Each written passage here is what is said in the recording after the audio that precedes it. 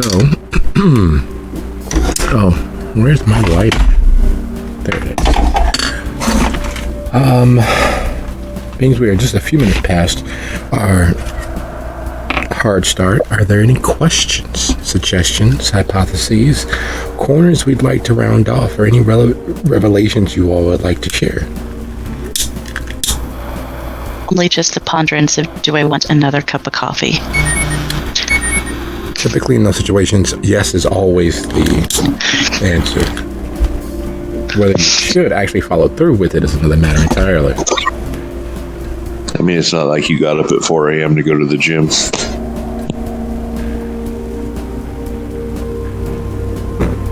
Yeah, but the gym is overrated at 4 a.m. I'm laughing about that because there was a bar really, really close to me named The Gym. So that's how guys used to get away with shit. It's like, oh, I'm going to the gym, baby, and there's a bar. There's one down by campus called the library. That sounds really familiar to a story. I think all college towns have a bar called the library. Yeah, but it was a gay bar. So it was going to the library took on a certain connotation. And so you'd know who was whom based on who've actually been to the library. I don't think ours is. There's Dick's Den, which is a few doors down. And then it's closed now. But there was the Blue Danube, which was a diner. But it was a predominantly gay diner. But they had excellent food, so I went there a lot. They had like gay pancakes or Super happy waffles. These eggs are fabulous. Well, with all considerations. They had excellent steaks. Well, with all considerations and all of our questions being fairly straightforward at this point, I believe we have the coterie has a clear target. They have a well-defined understanding of what lay at stake. They have clues and asides and trails of information at their disposal. Lucio is always working his backroom deals and his associations with all stripe of investigators for certain information to aid in the coterie's actions.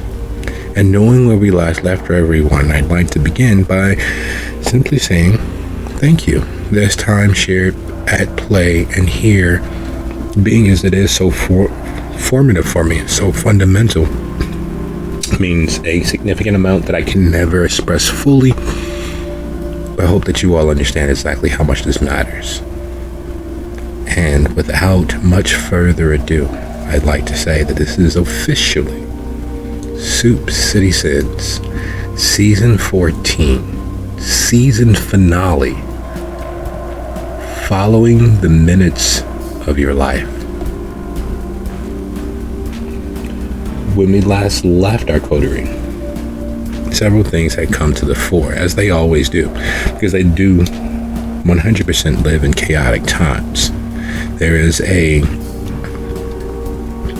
hand of fate constantly around their throats, throttling all semblances of minutia into an absence, a whirling vortex of things happening, one after the other, compounding upon itself endlessly.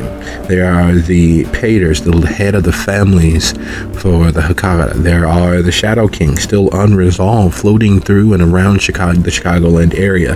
There are the hidden donors and those who bequeath the shelter to the sheltered. There are the city government, the kindred that rule the night, as it were. There are various forces aligned against, for, and simply to watch the chaos happen all around the coterie.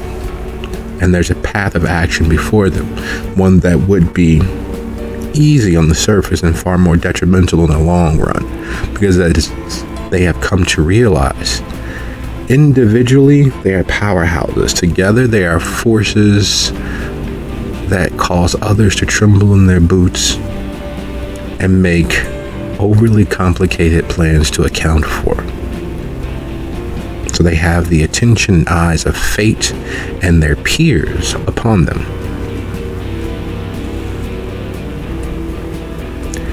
What is it that we might have the opportunity to explore with their choices and decisions ahead of them?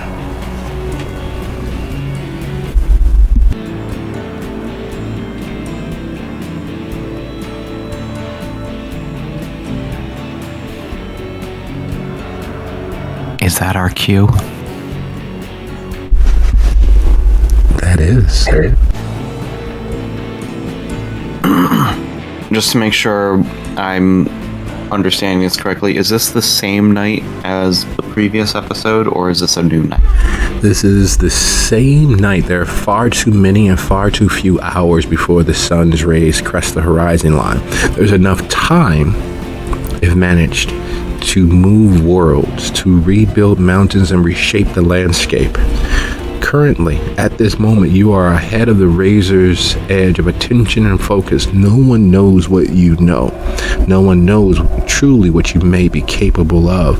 And, well, as several people learn throughout the course of human battle, shock and awe definitely has its place as well.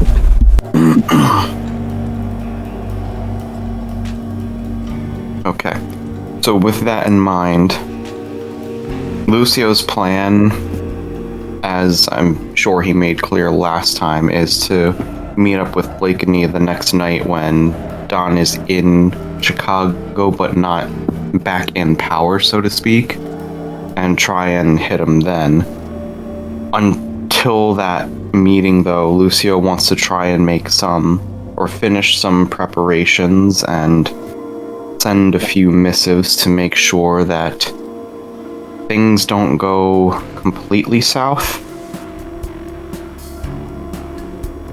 I think I messaged you a little while back about one of those potential preparations, but another one is to basically try and get in touch with Vivi again, let her know that she's being targeted, to meet me tomorrow so we can go see Blakeney, and that the plans have changed with the face swap.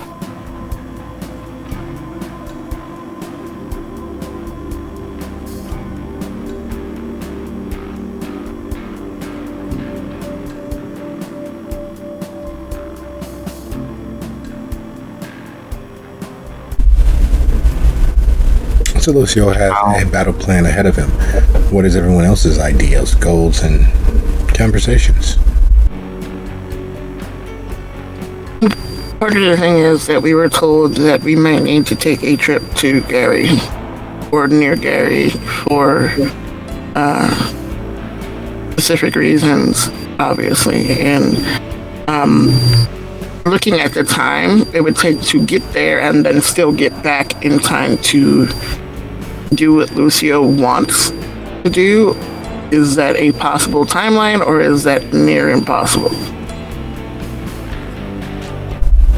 Well, typically for the coterie, impossible is just another Tuesday. There is always enough time to figure it out, and it would not be prohibitive. It may require lounging elsewhere, but it is definitely doable. So if we plan ahead for somewhere to stay overnight once we get to Gary, after we possibly conclude our business there, then we would get up at sun drop tomorrow and head right back so that he could meet up with Blakeney. And the thing is, Blakeney is probably in Dalton as far as I remember. So that would kind of be on the way back home anyway, right? Yes. Okay, so that's what Hessia is going to do. Suggest that whole situation to Lucio.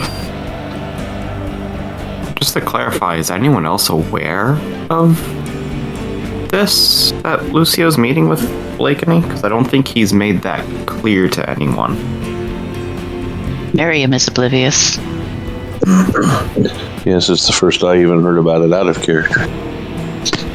Well, yeah, if that's not something she's heard of, but she's going to remind him either way that they have to go to Gary. And then he can take that for what he needs to and add in the other part.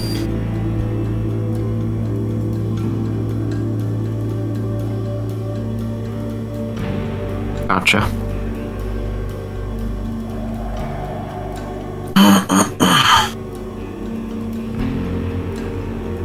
So yeah, basically, Hestia would bring up the fact that seeing as how they don't have a lot of time to get the jump on that whole Gary situation, they should probably be headed out ASAP, and then whatever happens after that, plan on working their way back in time to catch the Dawn before he gets back to full power.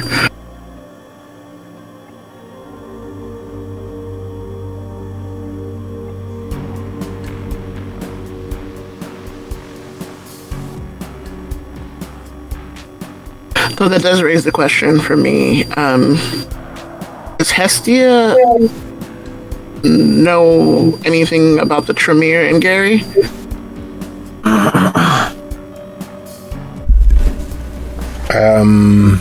Anything like what? Okay, she remembers that Rich was the last one that was in charge of that area. She hasn't spoken to them recently, so she'd want to maybe reach out to them, I guess. Just a thought that popped in my head. Don't we have the name of a premier in another city that's potentially involved in the blood trade, Anand? Yes, you do. Okay. Just wanted to remind everyone of that in case that gets something like.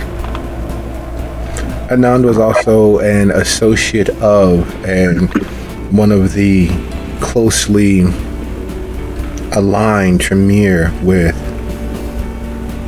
the recently departed. Yeah, so that's somebody we would probably want to avoid. But Essia is going to, as her part of the plan, or somewhere to maybe stay for the coterie that would be safe. Hopefully, reach out to Rich or attempt to and find out whether they could stay at the Tremere house in Gary. Well, Rich was the regent of the south suburbs. He is not actually specifically in Gary. He's actually in the Thornton Township. But he is the most closely aligned to Hestia versus the rest of the Midwest Chantry, which includes all of the smaller regent-level Tremere that were promoted during the ascension to a Primogen seat following the death of the Malkavian Primogen. So, as far as the city is concerned, the Tremere are the newest returned power with the loss of the Malkavian Primogen at the hands of the Shelter. Well, connected to the Shelter. The details are still up for grabs, though it doesn't stop the gossip and rumor mongering.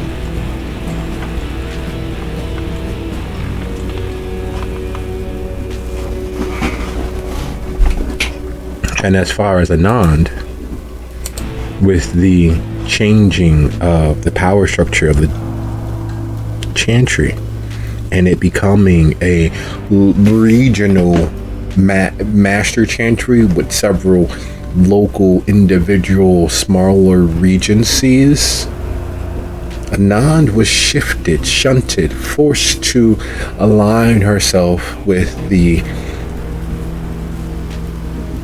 Steel Garden Chantry of Gary.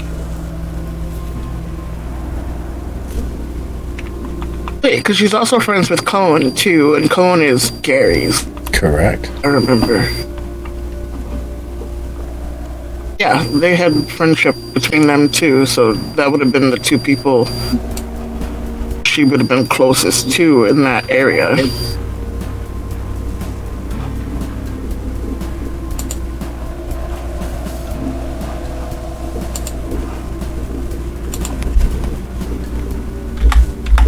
So, lots of internal monologue, lots of thoughts being aligned, and lots of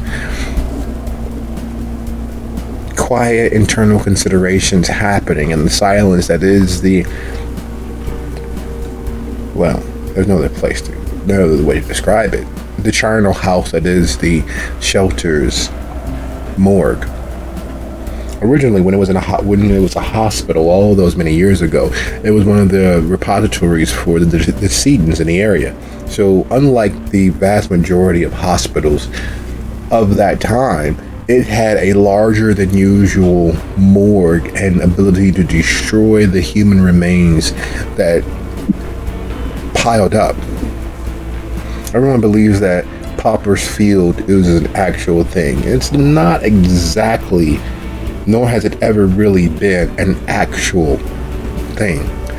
What happens typically is that the bodies are destroyed, offered to universities or medical schools or the like. Those that can't be or aren't immediately destroyed after they've lied in state in the care of the city, they're buried in boxes, cardboard boxes. The city saves every expense, and unfortunately, much like sausage, no one really wants to look into how that's taken care of. There is an immediate eco-friendly burial done, but there are still costs attributed, and the city eats those costs. All of this to say that the hospital in which you reside, the shelter that it has been turned into, has seen the lapsing of quite a few, several hundred lives during its time of operation. And sitting in this morgue together, 4 dead things in the land of the dead has a certain thematic resonance. As the silence becomes palpable, it becomes a presence in the room itself. I thought we were in the office. Because that's where Hugo left us, in the office, waiting for the candle to burn out. That's correct. Correct.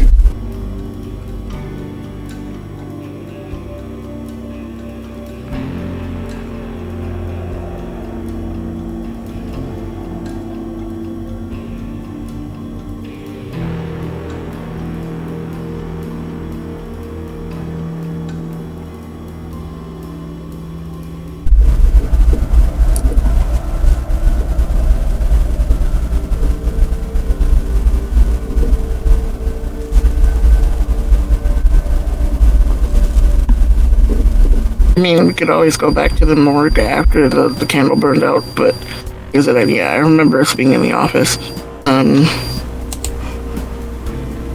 Did we all kind of split up to make phone calls, or what's going on?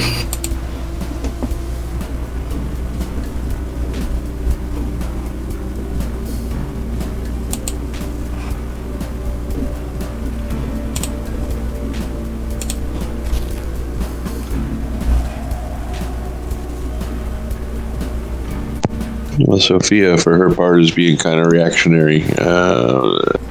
Do I even know in character why we're going to Gary? Because I don't know out of character why we're going to Gary. I don't recall the Gary thing either, to be honest. I thought it was someone mentioned something about a party in Dalton, I thought, but I don't remember Gary.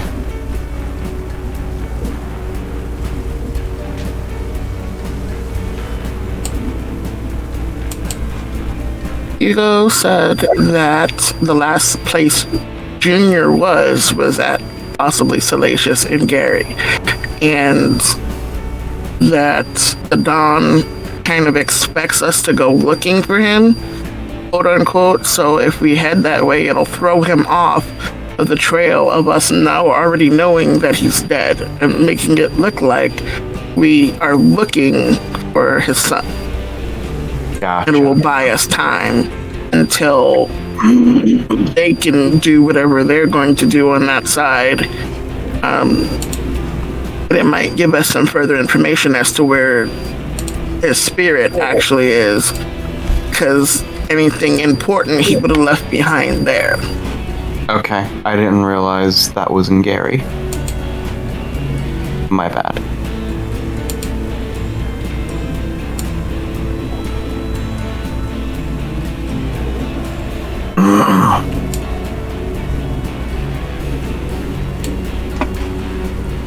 So now we all know.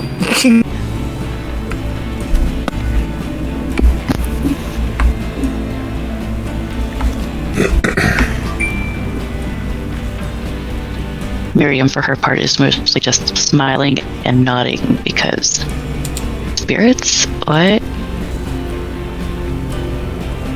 Spirits and grimoires, and the fact that your sire in this entire time has not reached out, has not attempted to make any contact, has trusted you to have your full and conscionable agency in the choice of what your night-to-night existence has become. Yet contacting Decibel, coming to the attention of your sire via your actions with, against, for, or just closely aligned with Decibel, has brought up the request for information about the grimoire.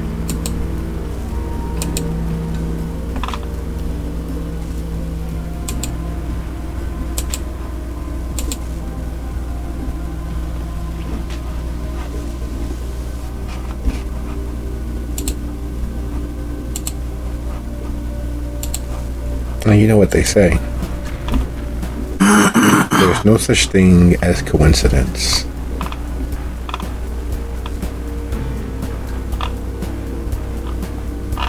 That's the truth.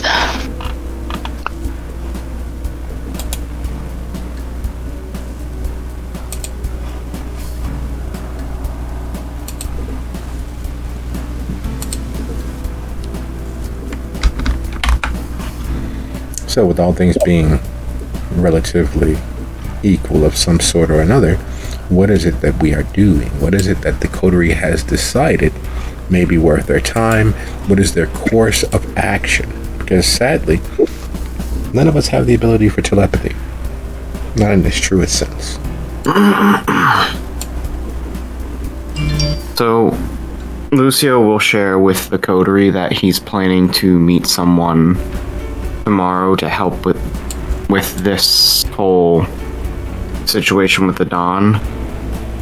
If Hestia is presenting the idea of going to Gary tomorrow, then Lucio will agree to that so that they can basically drop him off where he needs to go along the way. And he's basically going to send a message to Vivi to meet him there. Yeah, no, Hestia said they were going to Gary tonight. We go to Gary tonight. And then coming back towards Chicago tomorrow night, so that so that we can be back in time for the whole Dawn situation. And then once you mention the whole needing to meet somebody, then that's fine. I guess we can stop along the way back if that'll help. But yeah, leaving for Gary tonight. Okay. Amending plans. Lucio will agree to go to Gary tonight and figure out the transportation situation for the other stuff tomorrow.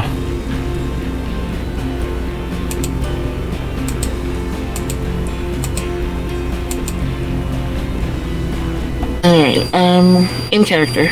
So to get that whole thing going, so we can get ready to leave because we don't have a lot of time to get to Gary. It's a little bit of a drive.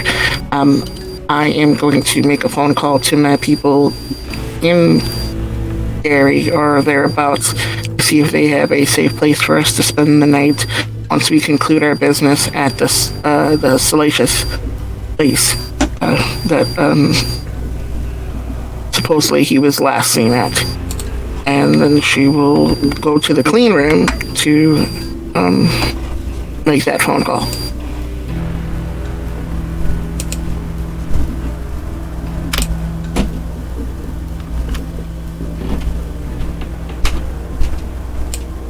All right, so several phone calls happening and just a little bit of stepping away.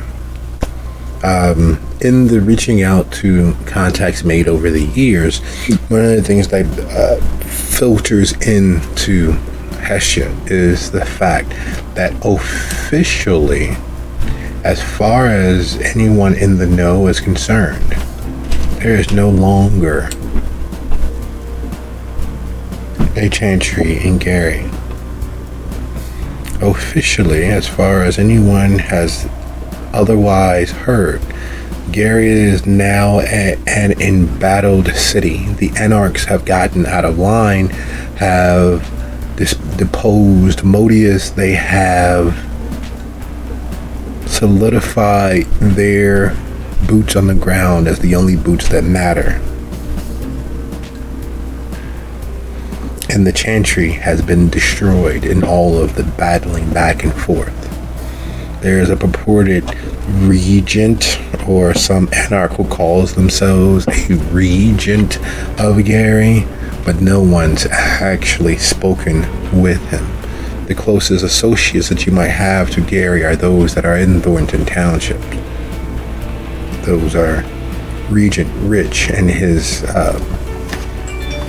friend associate Oren and his childer Seth, and all of the notable members of the Gary Chantry are missing or feared destroyed. It's the reason why in court Lusabo is pressing Prince Jackson to send hounds to help the Dux Balorum regain the city.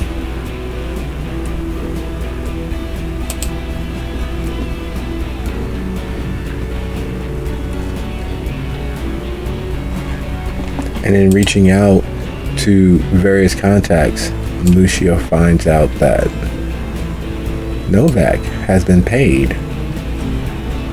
It seems as if the interest in the missing scion of Milwaukee has run aground. Novak, following up on your notes and the information that you provided along the time, is under the impression that there's some vast cover-up taking place. But he doesn't care. After all, they have been paid.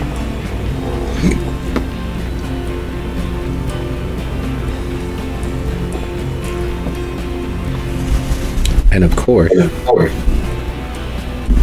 Blakeney is more than willing. And of course, Regent Rich is more than willing.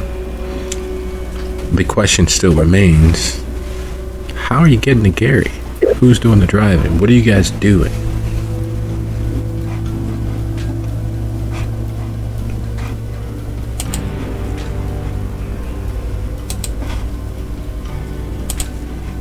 Well, we can always call on our resident butler, Sophia's ghoul, to help us with that, right? I mean, maybe. Did we not ever get Arsenio back? Like, what happened with that? Isn't he still That's being all held part hostage? of the issue with the Don. He's still under captivity.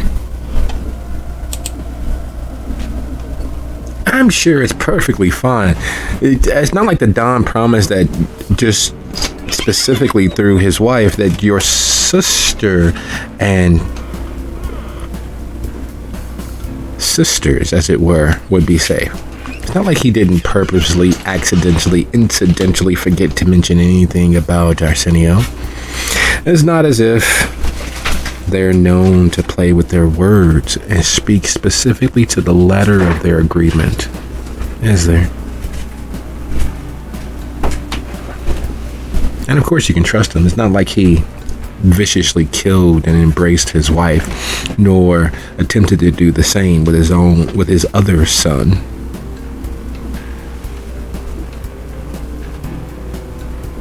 Lucio's about to lose his ghoul, isn't he?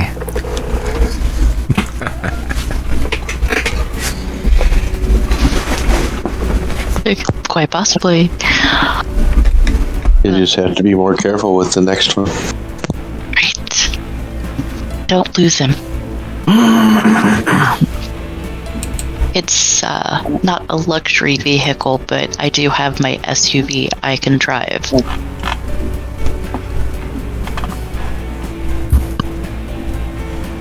If you're offering, I won't say no.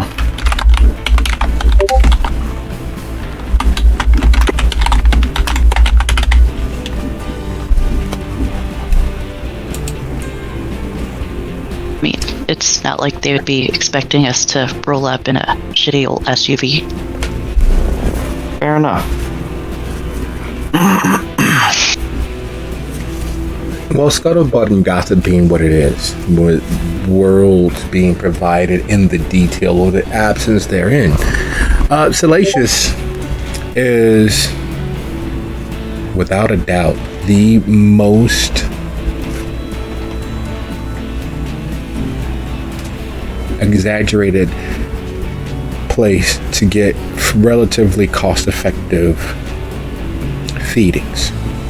It is very much everything that the Pisketeers in Thornton Township is ratcheted up several magnitude of degrees. It's a slightly smaller space at the Pisketeers, but only slightly. The level of comfort and fetish attire and necessary accoutrements is roughly of a level. And that's after a certain point, it all kind of blends together. And in that maze of different tastes and fetishes overlapping, Salacious has managed to define what the apex and acme of that entire strata is. It is a place where kindred can go to be kindred with very little reason to worry about shattering, breaking, tempting, stretching, or even just bending the idea of the masquerade. All things fly, as it were. It is also one of the last few places that is notably Camarilla in all of Gary. At least that's the gossip, and we know how accurate that can be. And the most glaring fact of Gary is that it is literally only 40 miles away. Down 94, across 90 into Gary, and you can be there in just under an hour, 37 minutes, as long as you don't hit traffic. But in that distance, in that 31 and some odd change miles, is an entirely different world. Chicago, under the leadership of its longest reigning prince, Loden, placed its foot on Gary's neck and held it there. Gary refused to die, not for lack of trying, not for the fact that it actually is dead in every way that matters. It is a hub of villainy and scum. It is a hub of depravity, because it is the city that, unlike New Orleans' moniker on the name, that care for God. It is people who have adjusted and acclimated to being in a constant state of free fall decline. There was the great flight from the city during the late 50s and early 60s when numerically and statistically it was a city growing and thriving. It had jobs and it had steel.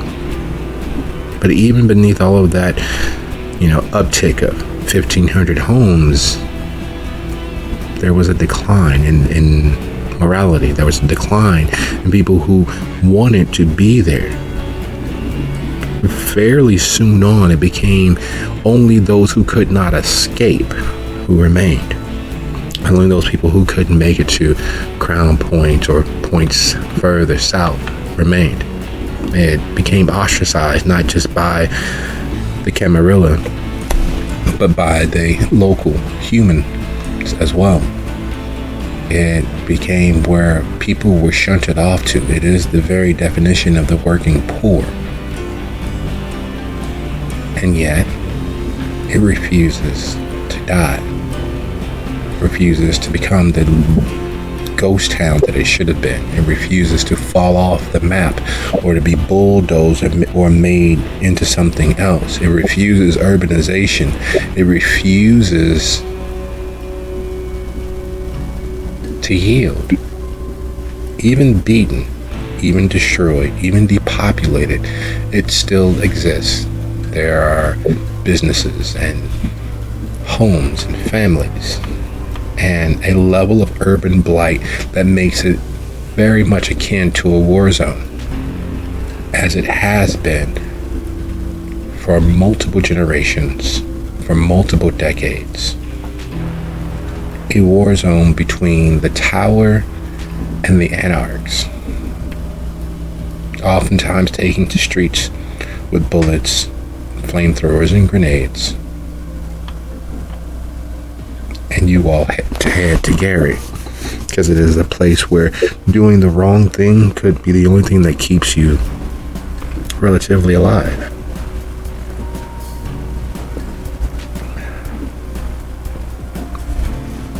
Driving through Gary is worse than driving through the south suburbs. Driving through Gary is as close to driving through Beirut during the fall of the Ayatollah and all of those other many problematic issues of the late 70s and early 80s. It is a war zone. Buildings are burned out, fallen in. There are places where you are sure, even with the windows up, that the desiccating bodies and corpses of fallen lay waiting to be discovered. The streets are roughly barren. You see a face here and a face there. You see people moving in pairs, 2 and 3 at a time, because it is literally unsafe to do otherwise. You see a heightened police presence that is, in fact, an invading army, an occupying force. But as long as you all keep moving, you don't catch their attention. It's when you stop at the red light and you see them immediately reach for their mobiles. It is when you slow down to an almost complete stop at the stop sign and you'll catch a officer exiting the vehicle, hand already on his firearm, watching as if he knows that something bad is about to happen. As long as you keep moving, you don't attract much attention. It's when you stop and obey the traffic laws that the police begin to take notice. And as you move through Gary, from bad to worse and worse to, well, even worse, it amazes you that humans, mortals, living, breathing people, can exist in such a state of constantly expecting the other shoe to fall and obliterate their lives. It also makes it really quite understanding how a population of kindred could exist and no one give more than 2 shakes of a rat's ass that they were there.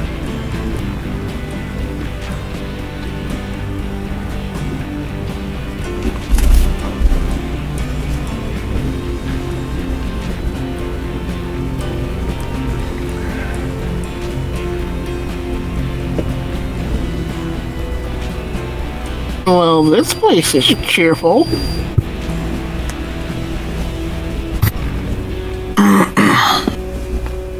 It's been through hell. It's very nice. Why are we here again? Because this is apparently where Ignacio was last seen. So if we are making appearances of investigating his disappearance, it makes sense for us to be here. I don't trust it. Why would he be here? Why would anyone be here?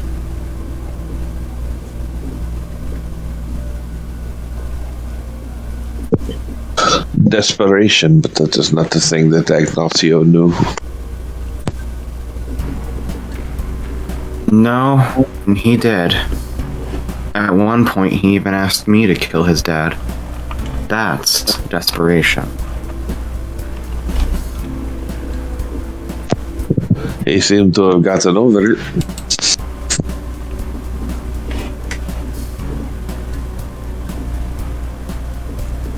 So they say. It's amazing what the human mind can get accustomed to.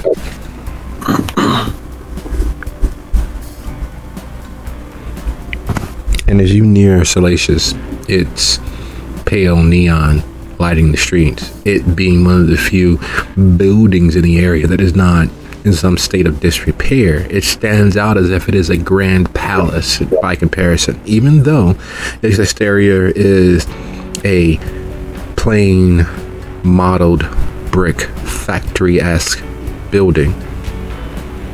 But it seems as if you have finally reconnected with civilization. The parking lot is filled with cars of all makes and models, most of them late 80s, early 90s, but sprinkled throughout are vehicles that clearly do not belong.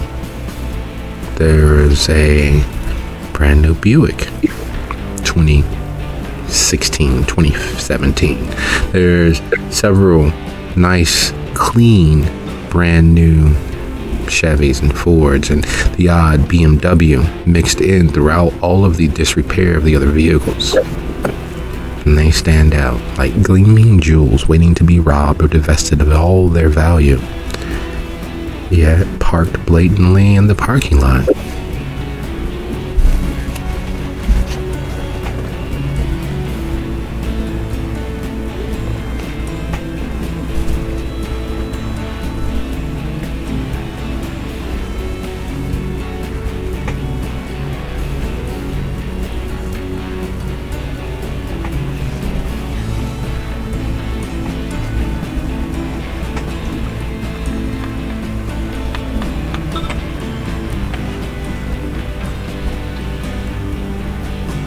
So, are we getting out? Is this where we were going? It appears to be so, yes. Kind of weird, just like an island of untouched in the midst of all this destruction. Like, isn't it like a little bit creepy? Like, feels like this place is protected somehow, quote unquote. Considering the services offered inside, I'm pretty sure, yeah, it's protected by multiple parties. So that's probably our question, the answer to our previous question as to why Ignacio would be here, because if it's protected, it'd probably be the only space safe for him away from his dad. Either way is probably not best to not touch anything and watch where you sit.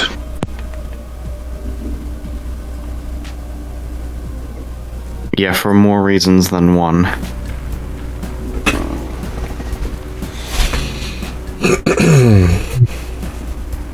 So in we go. Let us be off. Won't this be exciting? Of course it will be. Everything we do is exciting. as you park and step out of the vehicle, massing yourselves, smoothing clothing, checking shirt cuffs, and all of that sort of natural adjustment, because you want your clothes to fit in a way that will allow movement should you need it, and you don't want to put forth a bad idea, because after all, you all are, in fact, the shelter, the hounds of Prince Jackson's will, Damien's strong right arm, and you have an image to maintain. As you all make your way toward the door,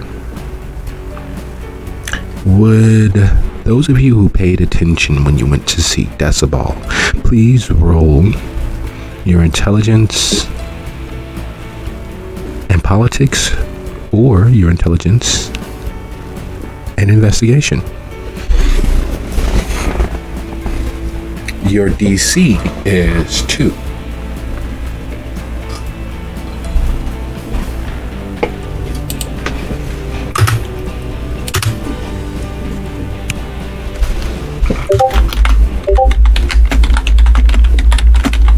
I did it.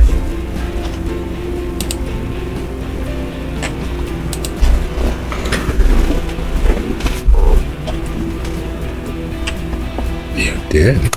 Fate did not dislike you today. Wait, it was intelligence and which? Politics or investigation?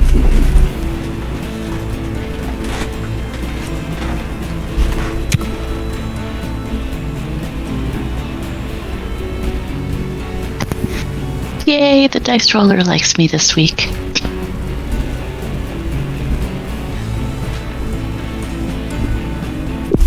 It always does, right up until it doesn't.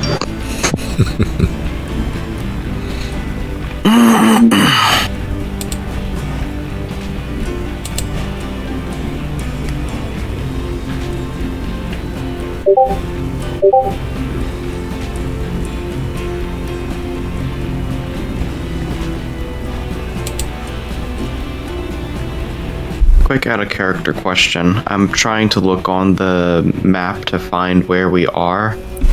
Where is Gary in relation to East. Chicago? Like East. southeast. Southeast. Okay.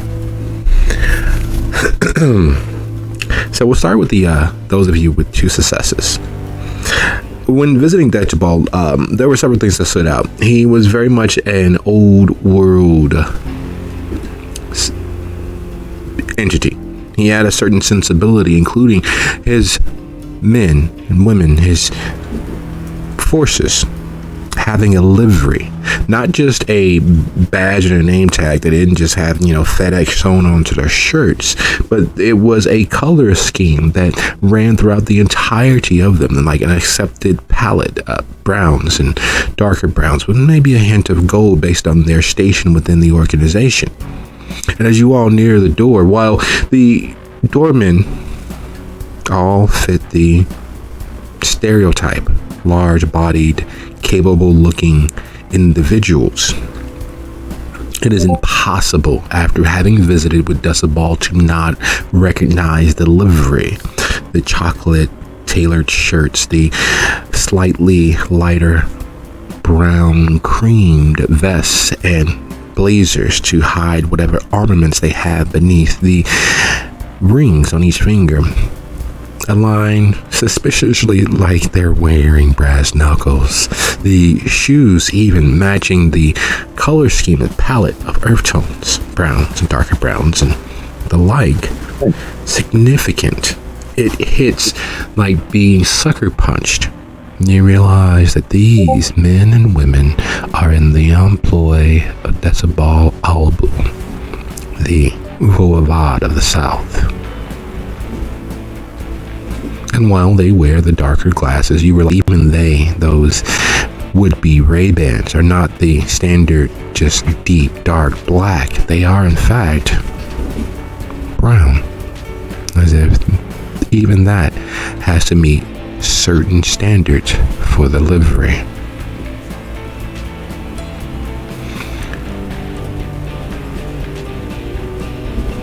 And unlike most stereotypical doormen, there's no pat down, there's no frisking. There's no telling you all to get in line and wait your turn. After all, they're standard. You want the club to seem popular. You want people to form online so that they will clamor to get in. You increase the value of being allowed access. But instead, even dressed as casually as you all are, there's a small squinting. There's a look from one to the next. And then the larger gentleman steps forward. You all recognize the sort. Clearly the leader, clearly the brain trust of this operation. He rubs his chin and then opens the door. You all need to see the mistress of the house. She's actually in on the second floor, so go right there first, okay?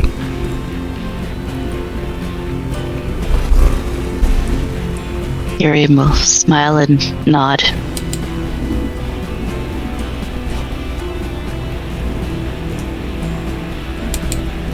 We will head there straight away. Understood, Lucio says. Lucio just kind of gives him a little salute.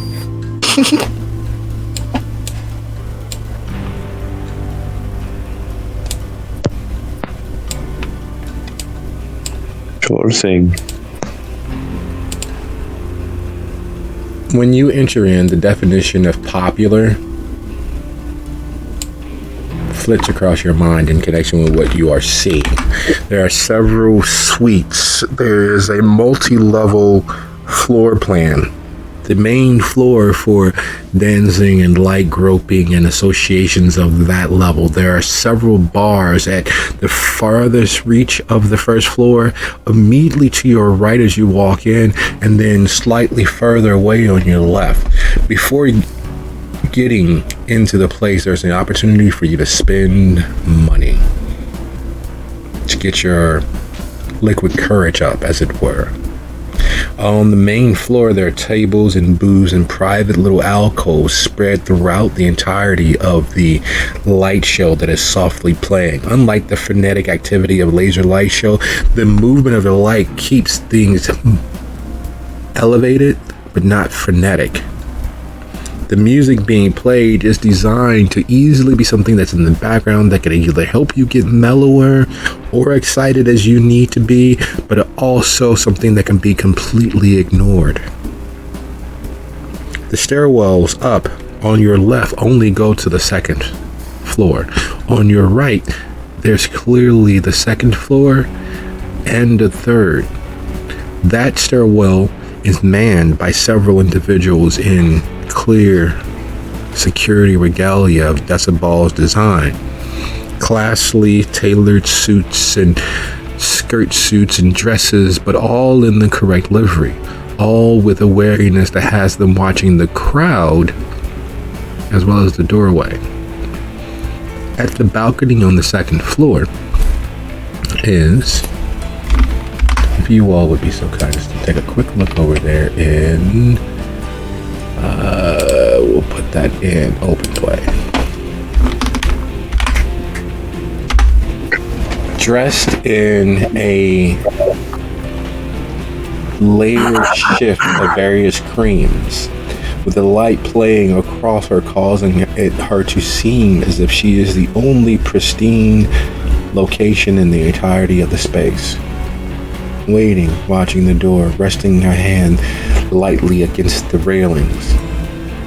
Noticing you all without noticing you all. It's a very designed aesthetic. As if she was aware that others might be entering, as if kindred might be present, or simply just a good businessman with a head on her for business on her shoulders. Either way, it's clear that this is a created moment, or at least it seems to be that way, until you all see the statuesque form of Urzuli slink from the darkness at her rear, resting a hand lightly against hers on the balcony, and engaging in a conversation that clearly is jovial, if not downright funny, between them. Erzuli's laugh, even though you can't hear it over the music from this distance. Her head back, her stomach chortling as she laughs. There is a moment there, and there's a similarity, as if all of the lights have been focused on those two against that balcony.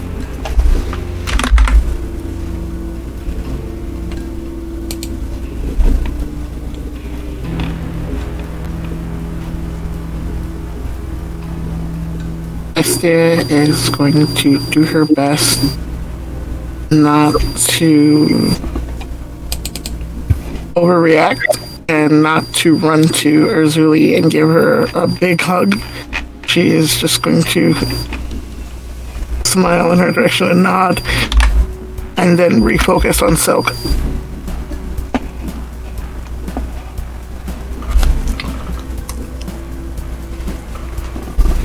Would you all be so kind as to roll your composure plus wits for those of you who would not like to respond to the immediate change in the atmosphere, the immediate draining of all the air in the place, with your point of interest and contact being there on that balcony?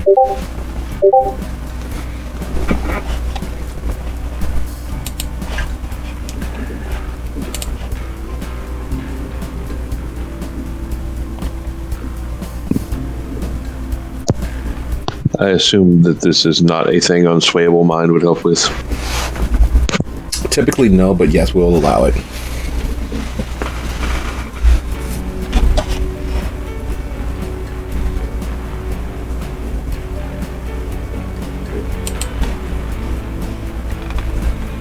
I'm just gonna go with it. You know what? So, Miriam, it's fine. Going with it, and Lucio unfortunately missing the DC, it is quite simply you have walked onto the set of a movie without realizing that you were. Everything else slows down to a crawl. The moment freezes because there, for the first time in your existence, you are in the presence of something ethereal. You are in the presence of something that you are sure, if you don't carve it into your memory, if you don't chisel it into your mind, you will be the worse for it. And Sophia, having met the DC, you are not as affected. You are not as moved.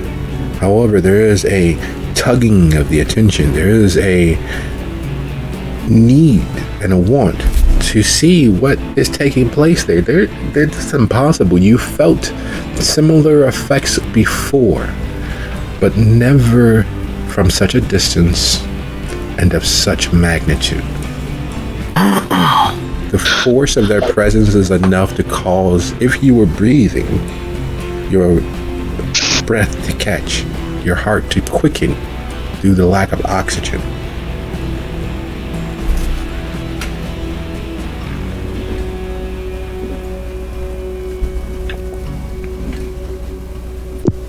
Well, all right then.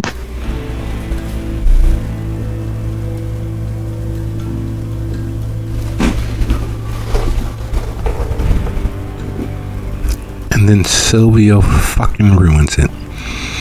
You guys okay?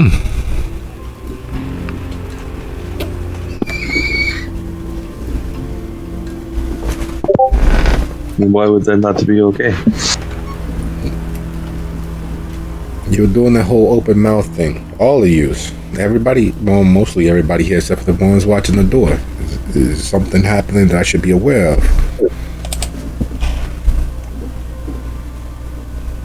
I'm fine, I think.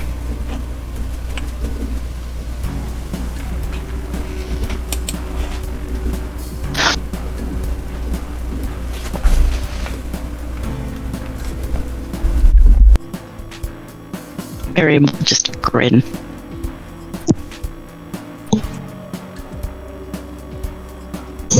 As always, dear Silvio, we should be on our toes. Yeah, I plan to. Look at these guys. They're all fucking packing like they're expecting a SWAT team to break down the door. Even her. And he points to a lovely young lady who is dressed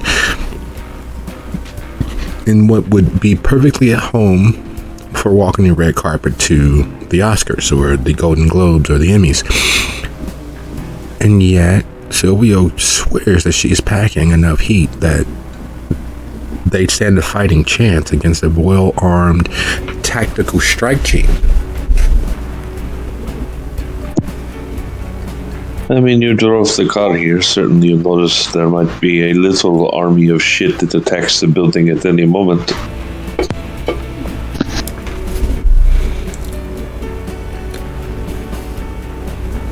Yeah, there's being prepared for trouble. Then there's expecting a army of sorts. And they're expecting an army, not just a little trouble. Not some meth head strung out on crack trying to break down the door to steal whatever's in the nearest pocket at hand. Well, let us see if we can find out the delicious story that goes with all that.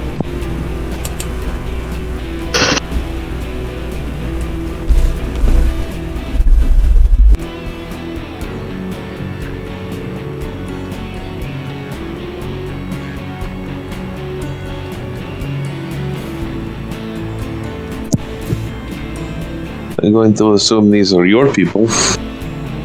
She'll look to Hestia and Lucio with that.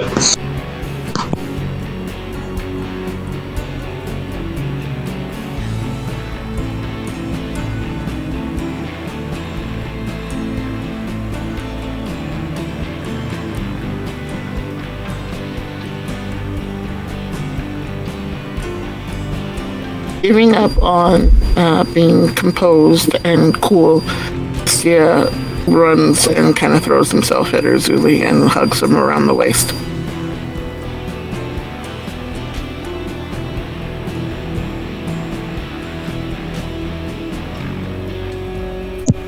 I would guess I was right. And as Hestia takes off up the stairs far faster than most careful, conscious, mature individuals who have lived into their 30s would be able to manage, there's a immediate checking of themselves as several guards, and don't try to stop her, but pause from reaching to various places. Some beginning to crouch, others moving behind their blazers, some reaching into their bodice, and they stop from following through, but just barely.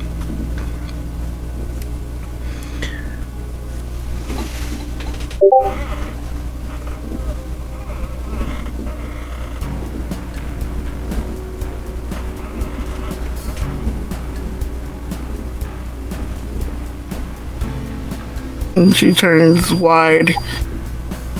How could you eyes on them?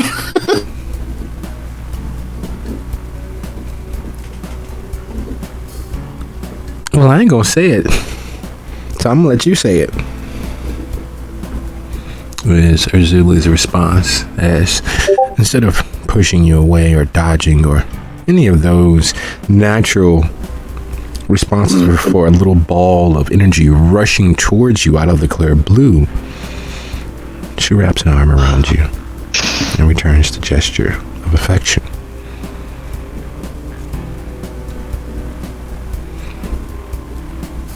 I am so sorry about everything that's gone on. I have some news for you, but we have other things to talk about first. But no, I have news. Okay? And hopefully it will make you happy what I have to tell you. Well, girl, I'm just happy that you're alive. I'm surprised that you would make your way out of the city to come help me rebuild. I can't believe it. I thought sure that the government would have clamped down on all of you, unless of course you're here to try to assassinate me like the last few. Wait, what? No. No, I know. I wouldn't think so, but especially after you all put so much effort into helping us survive what happened there in Dalton. Now, the last few that made their way here, we had to dispatch, and Silk put herself out. Let me introduce you, Hestia. This is Silk. Silk, this is Hestia. That she's a friend, and we are going into business together of sorts. I am finding a lovely place over in Dalton to rebuild our little thing that we had going. Despite all that Prince Pooh Jackson is trying to get stirred up, I'll be back in the high life soon enough. As soon as I find out who done killed Mama Walden or is holding Mama Walden hostage, once I get my strong right hand back, we are going to just rock the town, I tell you.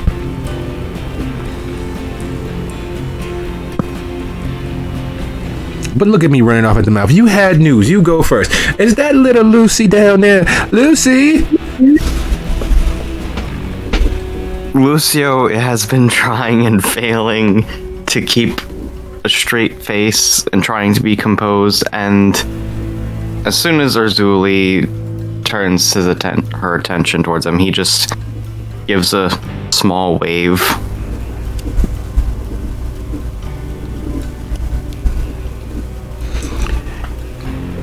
Lucio's small wave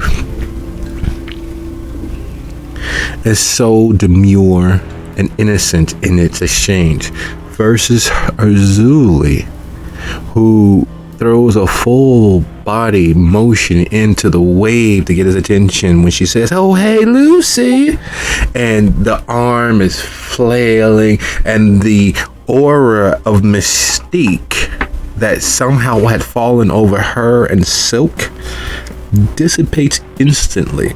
It is clear that of the two, Urzuli and Silk, that they approach their clearly shared blood very, very differently.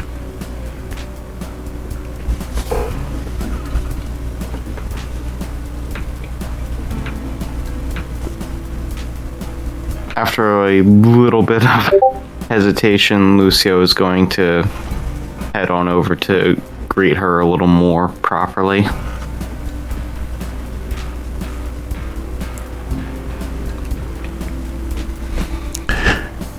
I didn't know you had such a handsome looking sister and an older brother. Why don't you bring all your friends up here? Can we have the dragon room, Silk? I'm sorry. Hestia, Silk, Hestia, Lucy, Silk, and who are your family members down there? This is Sophia, and this is Miriam, and the big guy behind them is Silvio. Y'all genes are clearly strong. Y'all daddy must have been a real hell of a son of a bitch, ain't he? Oh, we're not related. I don't think we are, anyway. Y'all not? She looks from Sophia to Lucio to Silvio. Hestia looking kind of up at Urzuli, nods like, yeah, they are. Miriam will slowly ascend the stairs.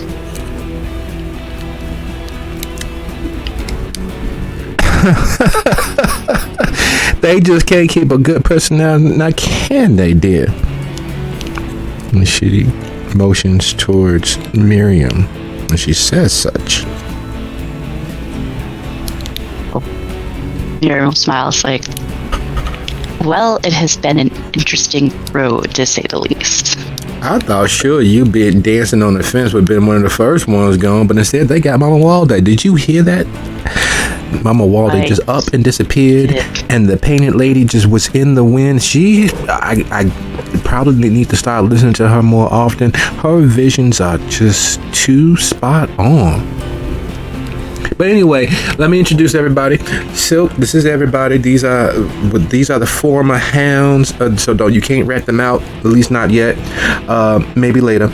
But can we get the dragon room? I really do like that room. It is very, very nice. And I think that we can have the privacy that we need, because Hestia wants to tell me something. Namely, I'm hoping that it is you guys finally turned down that son of a bitch, Prince Jackson, and now working for your own purposes, which means that we can have so much more fun. So much more. And, well, not to get all political, him losing a strong right hand like y'all. Whew, will definitely make it easy for what I have planned. Anyway, we're talking and I'm talking out of turn. Everybody, let's go right on over in here. And Silk responds to that wall of words, that quickly fired, rapid shifting and probing and answering all at once with a small smile. Anything for a friend, right this way. She leads you around the corner, a little further into the space, and much like Urzuli said, the dragon room literally is a room that looks as if you all are, well, swallowed by a dragon who swallowed down its own horde. It is a shifting canvas of greens and golds and a little blue and red here and there, but it looks and feels as if you have somehow brought a dragon from fantasy into reality and used them to decorate everything around you. And for those of you of a discerning eye toward fetish materials, there is a pillory. There's several drawers you are sure are filled with various lubrications and paddles, and you are sure that as tastefully ostentatious as the room is, that it is quite well appointed if one were so inclined. There are small settees around the room, little small publicly private spaces for groups or couples to sit and still be part of the entirety of the room. There's a bed tastefully hidden as just a place to sit. There's all sorts of manacle hooks in the ceiling and on the floor. And there's an honest to goodness rotary phone on a table nearest the front of the room.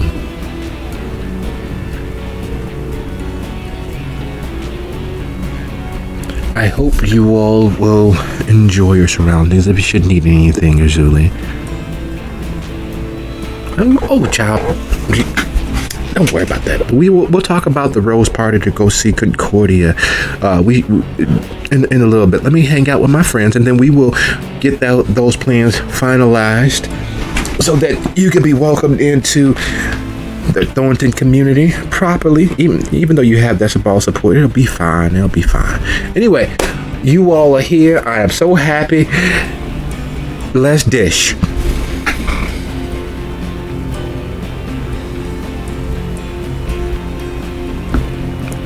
And Silk leaves the room, pulling the door closed behind her. Sia watches her leave for a minute and then looks at the rest. Miriam watches the room. This is lovely. I know, right? And she's doing the same thing in Dalton. I picked up a little space where we could spread the word of our mother and bring those who have managed to survive the purge that Prince Jackson got himself up to.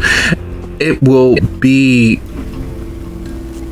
so delicious being close enough that he can't do anything, because you know Dalton is this free and own independent nation thanks to Decibel. It is going to be fun, and you all can move your shelter. I've even managed to talk to Naomi, because you know she's picked up, you know, what Venture do. Them blue bloods gotta build a business wherever they build a business, and so she has a few places that I'm looking into maybe partnering with her with, so that the good works that you all do in the city can be replicated in Dalton. But right now, you all have information. I'm sorry, I'm just running off at the mouth. It's been a long time since I get an opportunity to see you all. I thought sure that y'all be dead.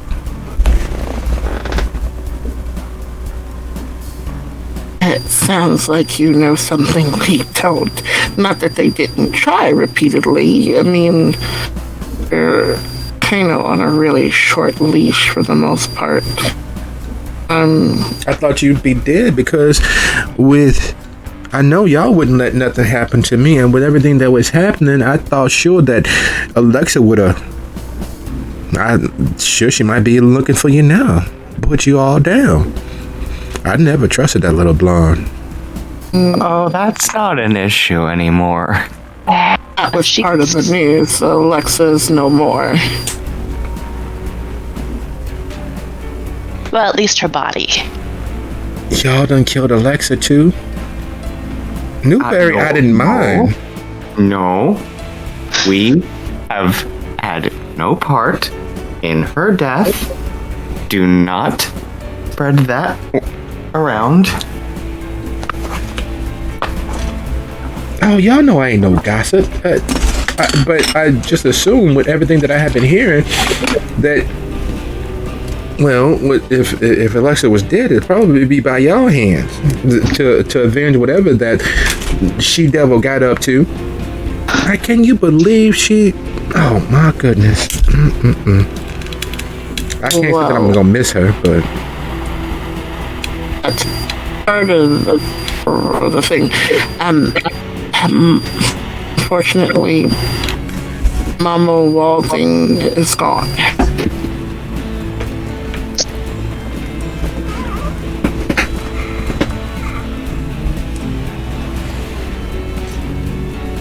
And Alexa had her hand in it. Now that Alexa's gone, you can come back, right? And come back home. Child, it ain't that simple. With me not putting Striker in his place, and with Jackson officially saying it's okay for the Church of Cain, that means that it's not okay for us. The disco was pushing things a little too far. And so we, Bahari, are personas non grata inside the domain of Chicago. But you know, I ain't never want to run from no damn fight. And while he got me on the ropes right now, I'm going to rope a dope a little bit longer. I'm going to get our numbers up. And, well, fuck Chicago. Well, thing is, there's still quite a bit of you guys. The number in Chicago, they have a whole bar, and they have been waiting for some sort of direction or leadership because they don't currently have any, and that's kind of why I was hoping you would come back. Well, I can't come back because I ain't never really left. I may be on a small hiatus, but what I am building with Dustaball and Dalton will make what we built in Chicago pale. The disco shit showed me a lot of things. One, that you all are true friends that would never harm me or my interests. And that while you all are not believers in our mother, that you at least are not enemies to our mother.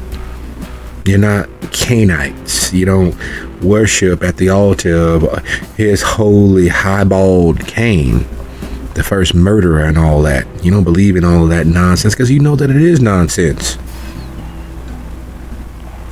I didn't realize people did worship him. Oh, yeah. And with us being less than a half an hour outside of the city, there's nothing Jackson can do. He can say that we'll be hunted down or some such, but unlike that jackass Genghis, I ain't making no deals to save my neck and put my friends in danger or in harm's way. We gonna fight him the same way that we fight everything, by not giving up.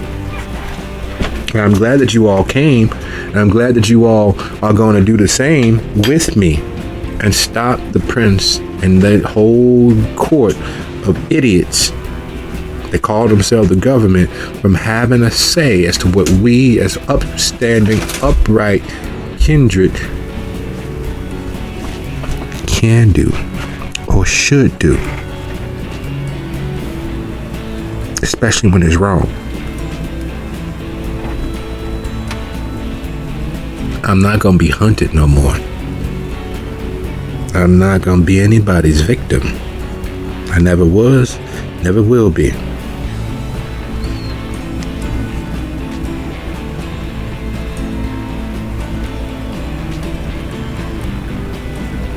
At that, Hanahasia kind of like picks at her thumbnail a little bit and sighs softly, and then looks at Lucio. Actually, we came for a different reason, because we were looking for somebody, or looking for some clues as to what they were doing when they were last here. Y'all know somebody that came all the way out here to Silks? That's what we've been told.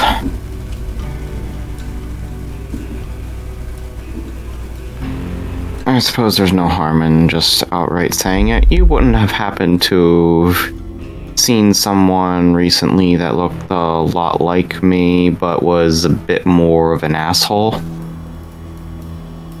She pointedly looks at Silvio, then back to you. You'll have to be a little more specific.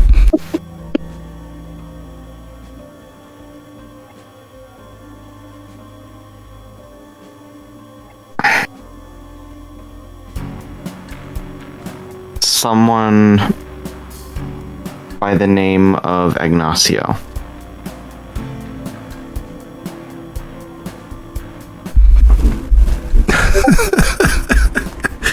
Oh my goodness, you mean to tell me that poor little rich boy for somebody you know?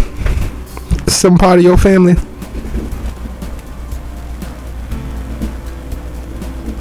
Is usually looking at Hestia. Child. Why did you say so? Why don't you let me know before we had to make an example out of him? You know, he got a little touchy, little handsy, got a little bit out of pocket. And if it hadn't been for his security, a little white-haired version of you that was out here dragging him out of here, Silk probably would have had him cut to ribbons. But he at least did make some friends. He made friends with the Baron. Which Baron? The only Baron. The Baron of Gary. Baron Stevens? Wait, Gary has a Baron? Yeah, wait a minute. Y'all came all the way out here, don't know y'all technically behind enemy lines. Gary is only Anarch now. That crazy young lady done did away with both her immediate supervisor. She done disappeared Juggler as far as everybody's concerned, and I know for a fact that she done disappeared Modius. Otherwise, well, he'd have his subtle old claws all throughout everything, just like he used to have. But yeah, she done declared Gary is officially 100% Anarch, and she got the muscle to prove it. Her brother, the chief of police, commissioner, I believe they call it now. But anyway, he's the head honcho as far as the police are concerned. Touch him, it's like touching her, and you're gonna die 100,000 times before you actually finally disappear. And her connections with all of the other anarchs, she even got, as far as everybody's saying, she even got,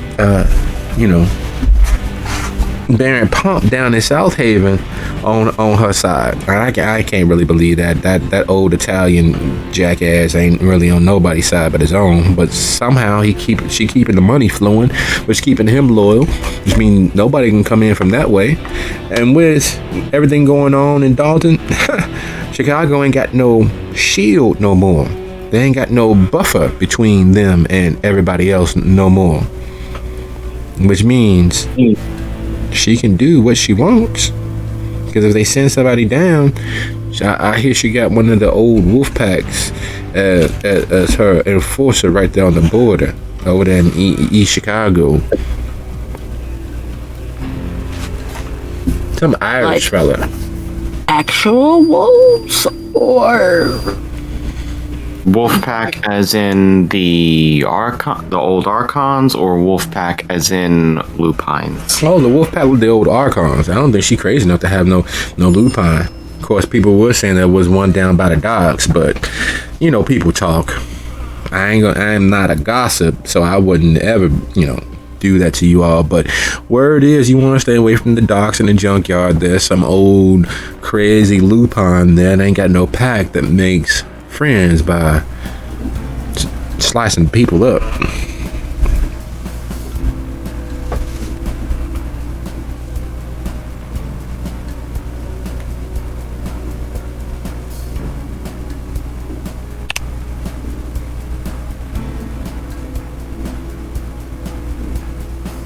okay, so he was here, but he was himself and got kicked out, but he made friends.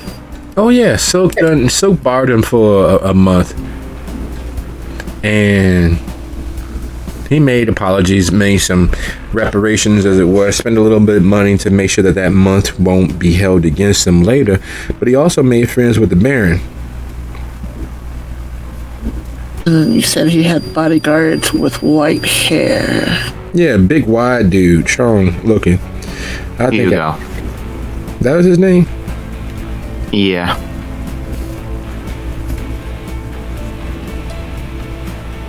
Did he leave anything behind when he was here? Oh yeah, I told you he spent money. He paid for. Now don't. And she looks at Lucio and Sophia. Now, don't take this the wrong way, but he paid for the mafia room to be held for him. Of fucking course he would.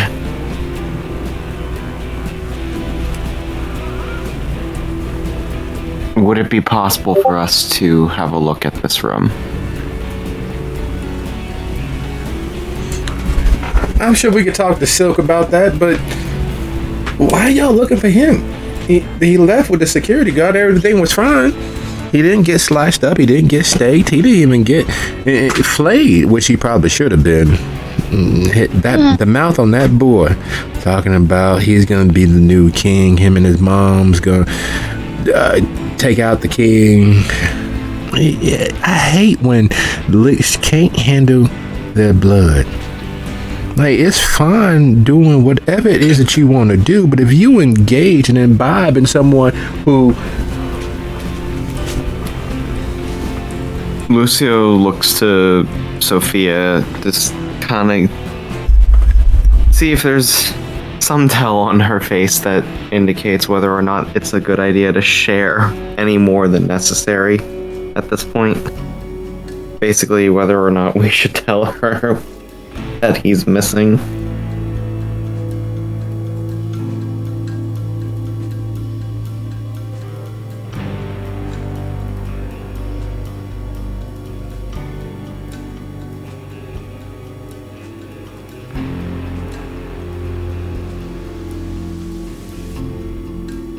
Testing 1, 2, 3. Can anyone hear me?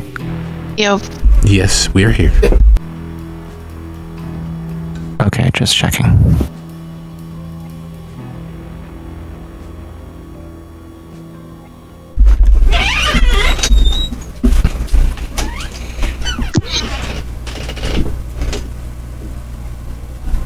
Sophia is gonna keep her head on a swivel as they all talk. She doesn't know any of these people. They apparently have a previous relationship.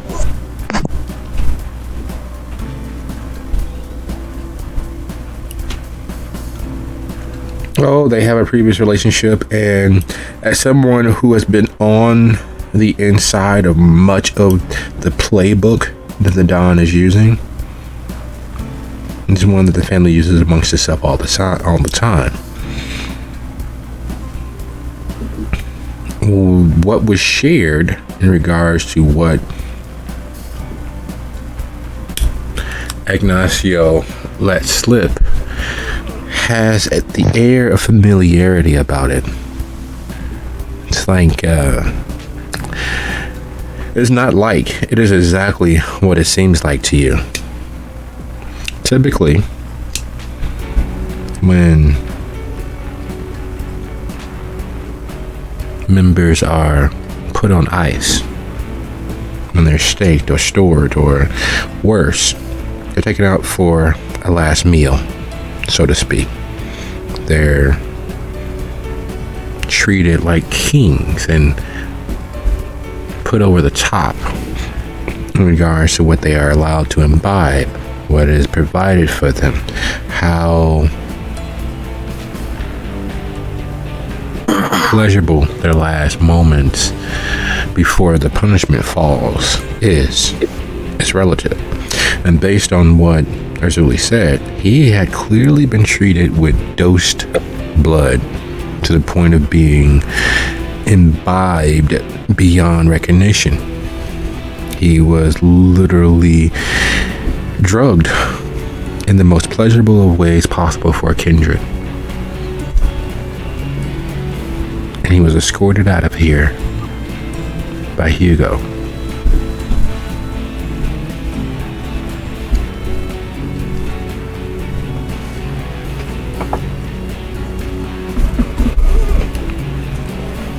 How much of that is something that Sophia would share? Well, in typical Sophia fashion, probably none of it.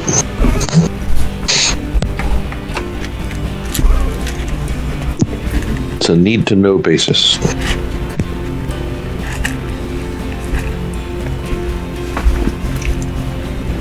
Oh, see, the thing is, I don't think Dad knows any of what you just said, because apparently there is some question as to where he is right now. Well, why wouldn't you just ask the white hair security guy? You all know where he's at, right? He's not particularly forthcoming with most things. I can never decide whether he's lying to us or telling us the truth. Particularly don't like to talk to him often. Well, you know what they say, the best way to lie is always with the truth.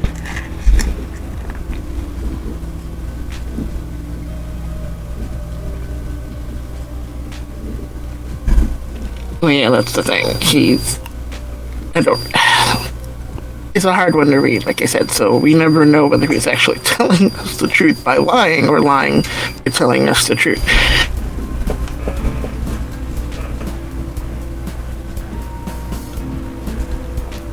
Well, yeah, he made friends with the Baron on behalf of his mama, and then came here and celebrated, and had the Baron here celebrating, and then his security done took him up out of here. Now, and she looks at Miriam. You gotta tell me, how did you, one, survive with the way that the painted lady done took off, and two, why aren't you down in Dalton with me?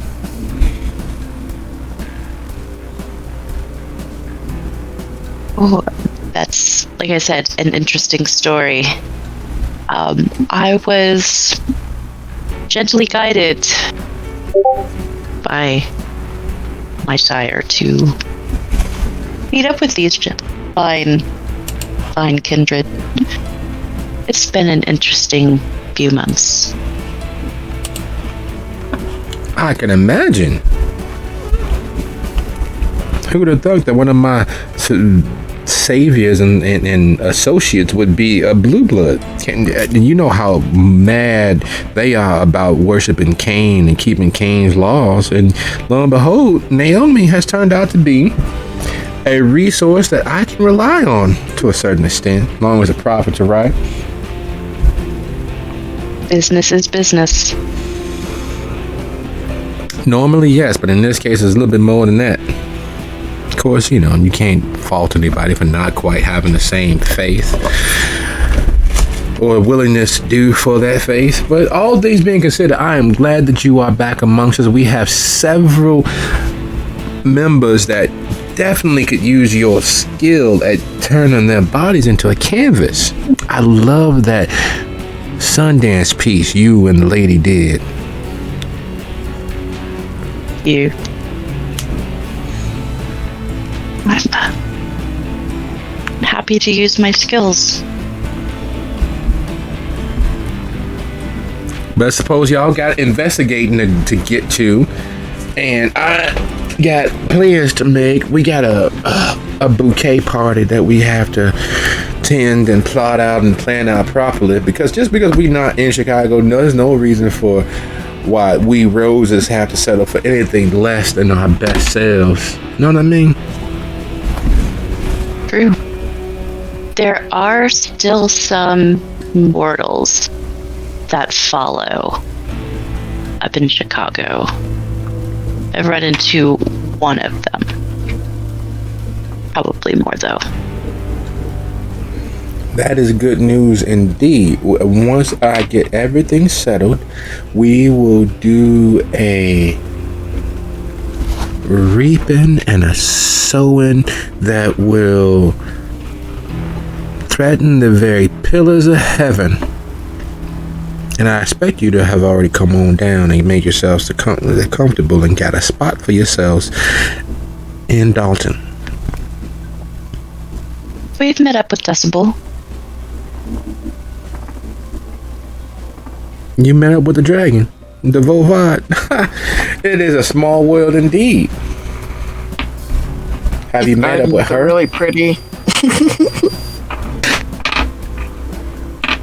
Sorry, what was that? Have you met up with her?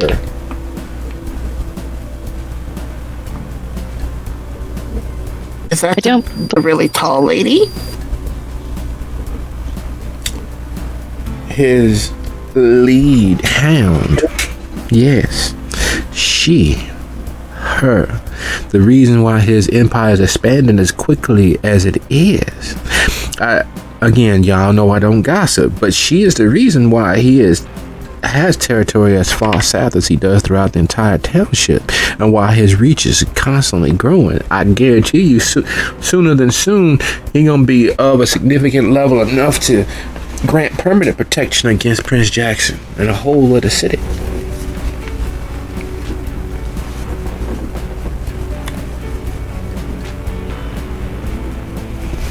So powerful, even the Castigliones are trying to make alliances with him.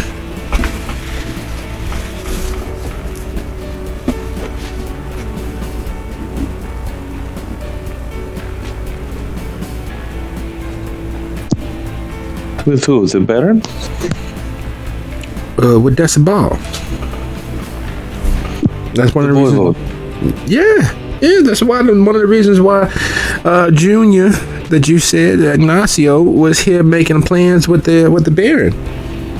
I don't know what they talked about, but it seems that the Castigliones, at least part of them, is making friends with as many people as they can. But the way that boy talked, I swear to God, I thought that he was a little slow in the head. How can you get that just that bag of beyond gone and blissed out with pleasure without having paid your dues? What a breathing.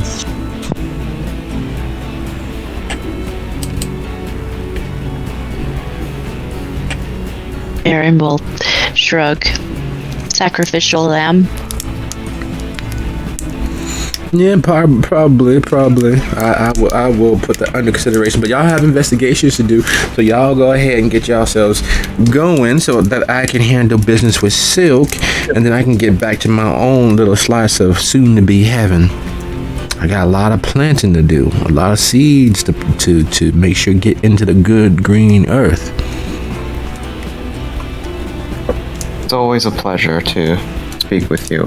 One quick question. When we get back, what should we tell the your followers that are still within our local area. Should we tell them to stick around or to go find you in Dalton? Oh, come find me. It is much, much better if they come find me. The sooner the better. The more we have our numbers in place, the safer we will all be. Plus, I really felt bad and feel bad about them having to suffer under that jackass Jackson. I feel bad for you all, but I know you all are believers and you have faith and you have loyalties and all of that, so I would never force you to choose. Just remember that. Unlike everybody else, I would never force you to choose.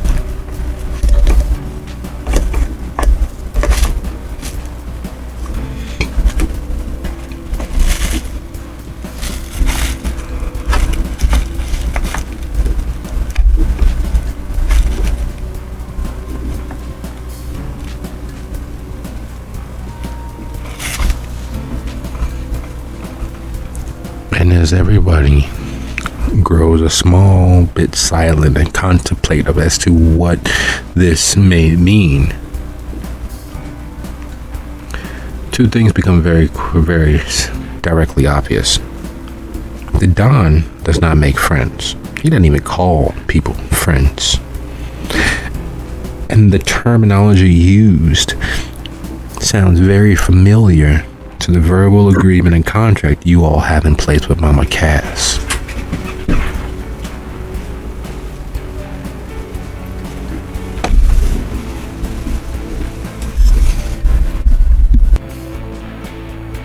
So from that, we can infer that it's actually Mama Cass trying to make the connections, not Don. Absolutely.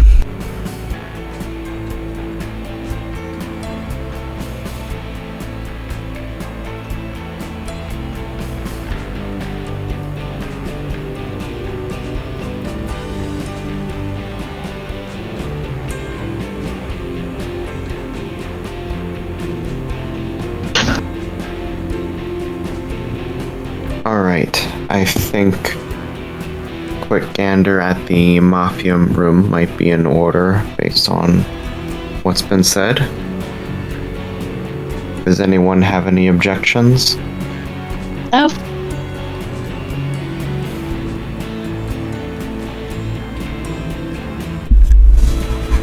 It doesn't take long. In fact, it's far too quick. Razuli moves to the rotary phone, picks it up. She doesn't say anything. He just picks it up. And seconds later, the door is opening. Now, one of the things I wasn't really taken in or really enjoyed is that the front of the room is all glass, though you can't see inside from in the club. You can see out from inside here, which means it could be very much titillation for an exhibitionistic fetish anyone might have had. Yet, from the outside, it's completely and totally impenetrable, visually at least. Yet Silk is there. And while there's no clear bowing and scraping, there is some deferment between Razuli and Silk, a silent exchange of status.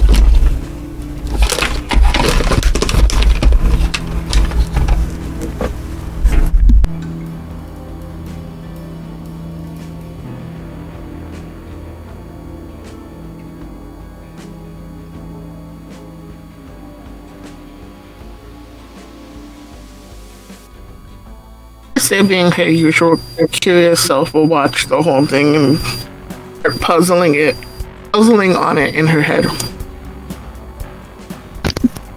Miriam is just kind of smiling like a loon. You seem to be enjoying yourself quite a lot, Miriam.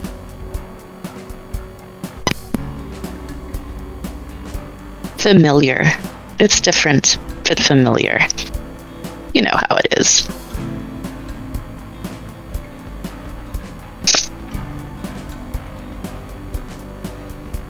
A few uncharacteristically quiet exchanges between Urzuli and Silk smiles to you all. Right this way, of course.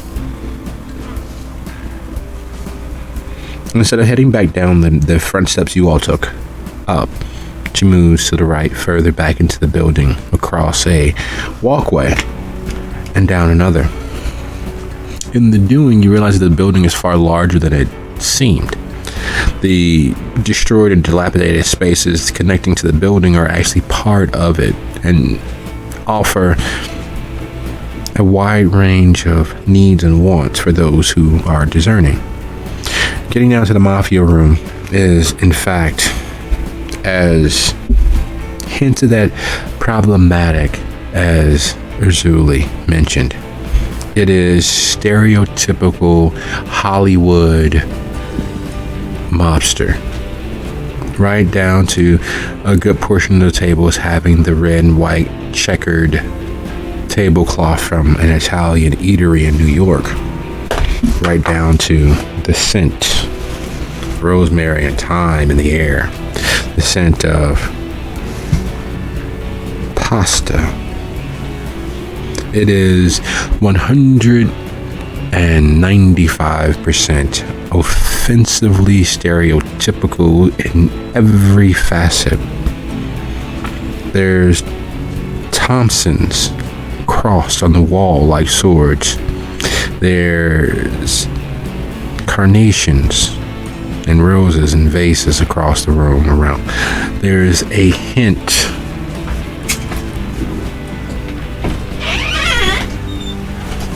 of polo wafting, mixing in with the scent of various herbs and spices used to season red sauce.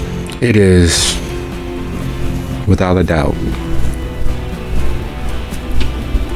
déclassé. It is very much designed with a specific idealized stereotype and fetish in mind.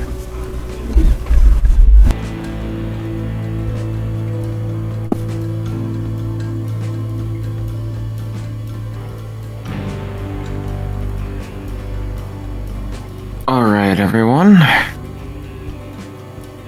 You can spread out, search for anything of interest. If you find anything, holler.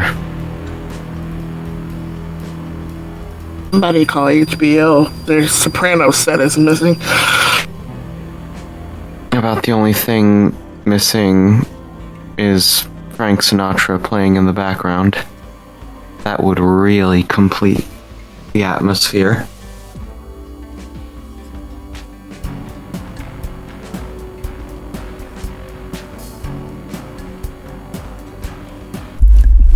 It doesn't take long.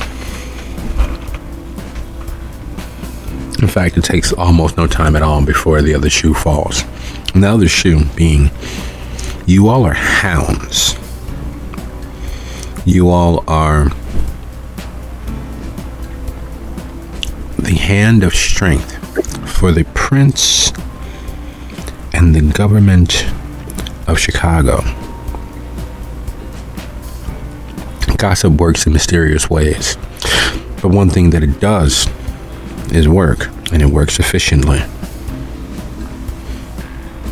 As you all begin rifling through drawers and moving things, checking under beds, and all of the many hidden, obviously hidden places to secure things, there are also obvious, purposely designed hidden drawers and small reach-ins for small personal items. But while you all are busy collecting all of the many little bits of information and the facts that you all can from the space they're in, one of Decibel's men is there at the door. He knocks as he opens. You all are hounds. You should leave this way, please. The Baron is here.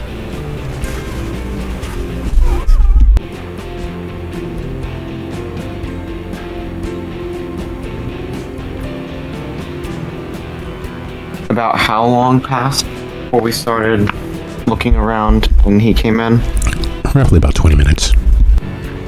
Is that enough time for us to find anything of significance? You all have a significant amount of small little things.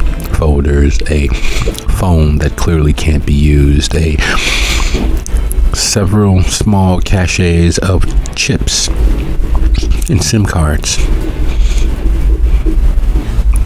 I'm just trying to figure if there's anything here that we have been able to find that we can show the Don and say, look, evidence.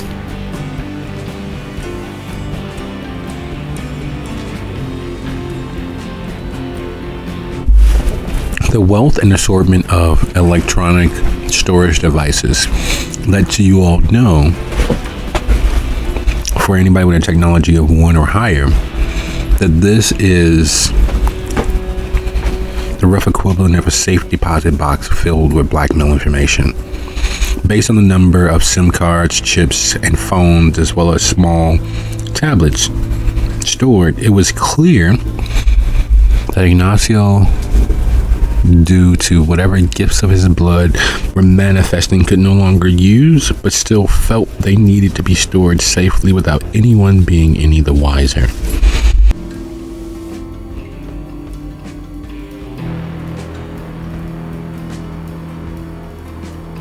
Then we are bringing all of those along. And Lucio will respond to the guard, saying, I think you're right. I think it's about time we head out.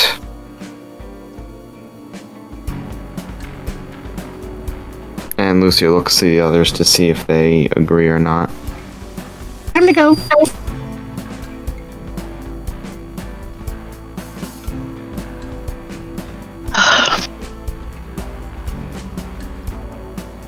Miriam will acquiesce.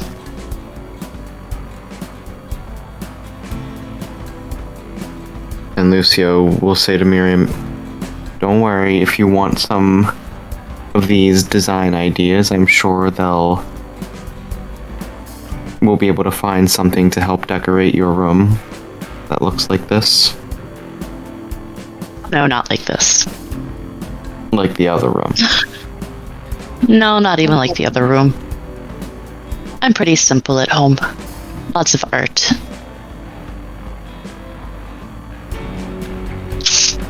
Duly noted.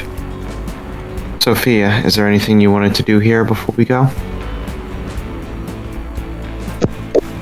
No, I am good. Then let us be off. Making your way to the vehicle and loading up as quickly and safely as you all can with your cache of information in tow. As you all are leaving the parking lot, the doors fling open in a way that only those who feel entitled or have the power to make sure everyone else thinks they are entitled does. Standing in the doorway is Evelyn Stevens and several individuals who she is pointing towards your car as it flees.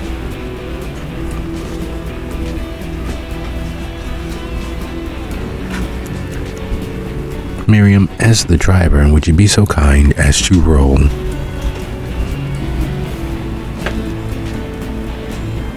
your composure and drive DC 3?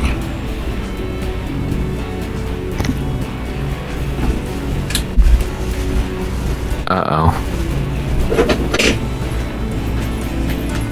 Crazy.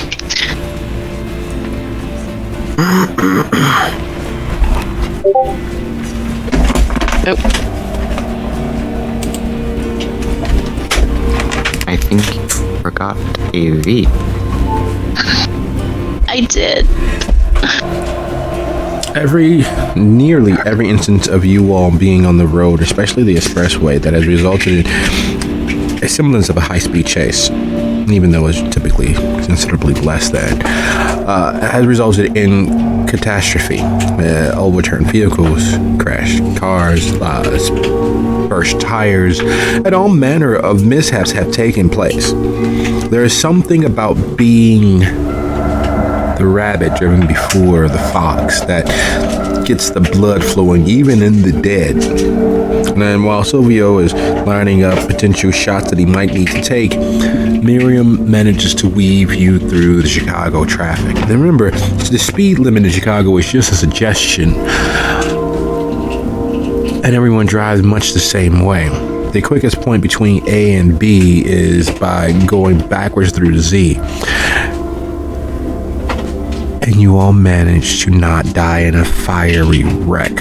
You managed to not clip a semi. You managed to not catch the attention of the county sheriffs. You managed to avoid most of the pitfalls and traps inherent in the design of the Chicagoland expressways, and do so while eluding those in your wake.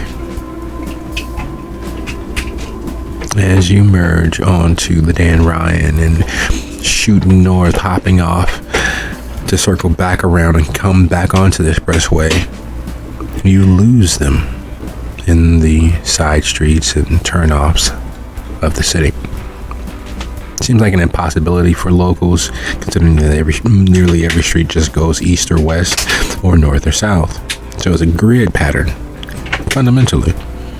Yet for those not familiar with Chicago streets or the alleys that connect them, it is a maze of left or right, backwards or forwards. We're not sure which way.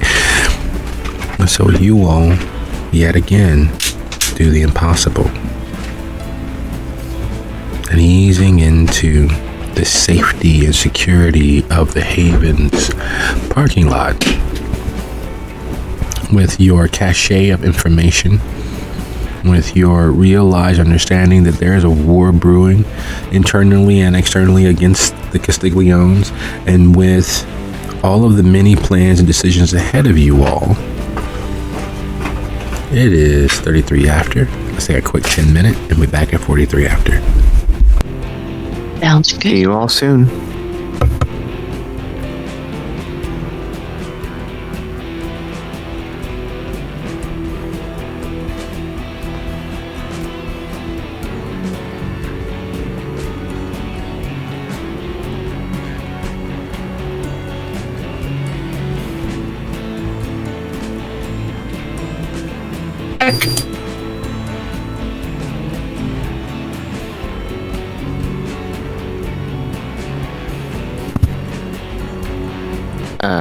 I can't hear the storyteller if anyone else can hear.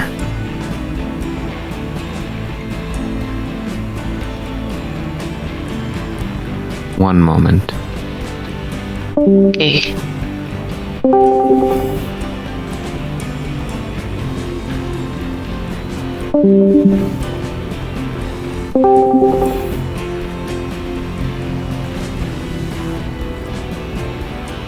Welcome back. Probably muted and doesn't realize. Hello? Hello. I thought you guys were responding to the storyteller, that's why I was... No. Oh. Okay.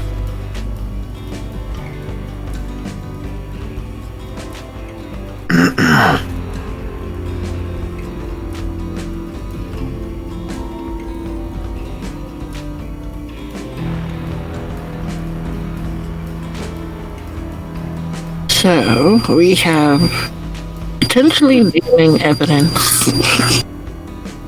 Some sort. Evidence that we can just say, hey, look, he was doing stuff here. And we can follow up on it.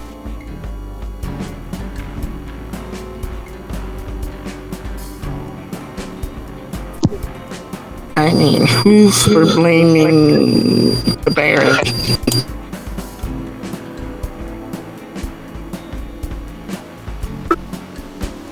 That works. How do you make that stick?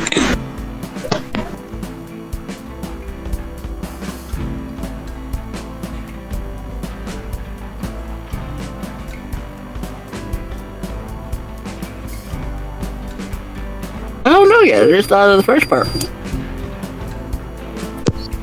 It's fair.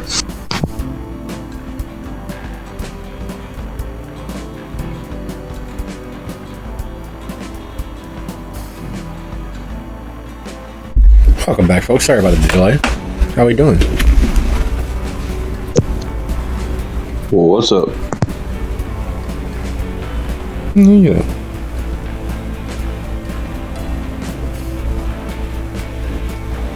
Maybe the only two that made it back. Yep. I'm here. All right.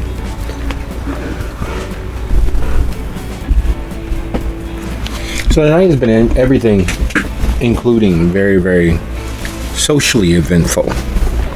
There has been a few undead, heart-pounding moments as you all weave through the traffic on the expressway. There's been some revelations and realizations that there are multiple fronts being amassed and aligned against the forces gathered against you.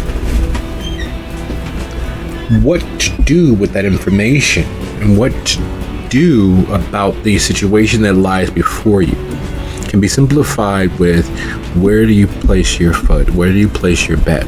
Do you put your money where your mouth is? Do you risk it all? Urzuli is aligning against Prince Jackson. The Castigliones are aligning against themselves and against you. They currently have possession of and ownership of Lucio's sisters, both Faye and Sella, one by blood and one by simple, prolonged lifetime association. They also have possession of Arsenio. You all are responsible, through negligence, for the death of Don Castiglione's son. You are aware that the plot had already been placed. There were actions already taken to ensure that he would not be a problem to whatever it is that Mama Castiglione has planned. You are aware, not that it matters personally, that Gary is 100% an anarch domain. You are aware that Mama Cass is making friendships and alliances with various forces for whatever her move is going to be. And you have reams and reams and terabytes upon terabytes of information that Ignacio could not continue to access due to the curse of his blood, but it still had compiled.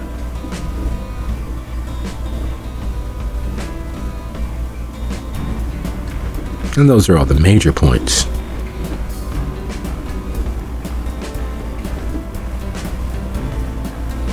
So easing into the parking spot, easing into the parking garage, easing into the safety of your familiar surroundings. What is it that the coterie is attempting to or considering upon doing?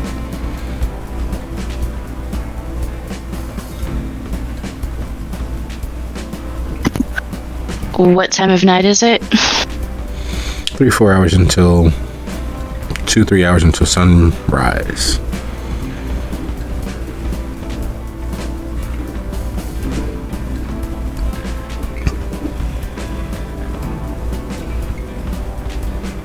Well, you should probably assume that anytime we're in the haven, that we're probably being listened to by spiritual means. I was gonna say we can go to the can't room. really plan there.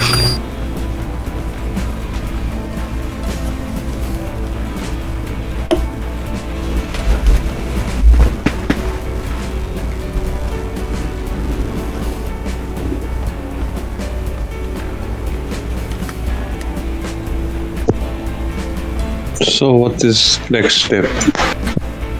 We need to figure out what's available to us. I am fair to middling, but I'm not like an expert in technology.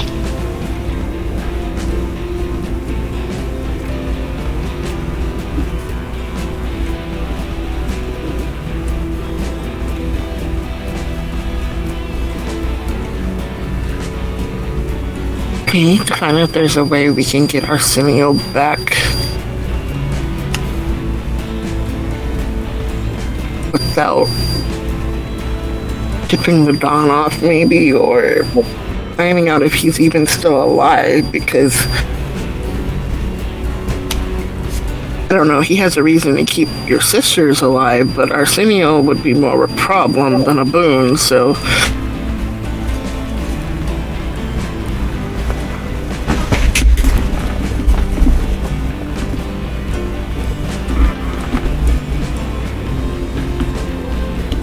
I think the only thing right now protecting Arsenio is that if he does end up killing Arsenio, then he's in violation of the treaty. He becomes the one that breaks it. Because Arsenio is officially my ghoul, harming him is essentially acting against us directly. Yeah, but we would have to prove it was him.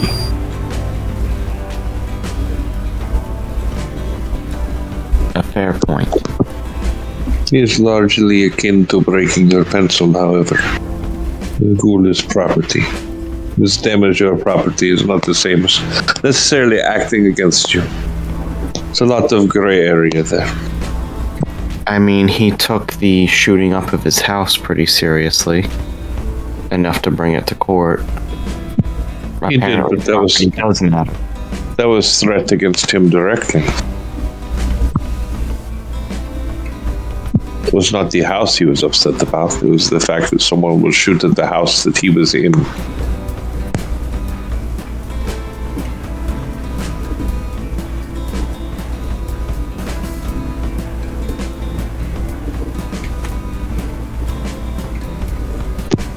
You said gray areas.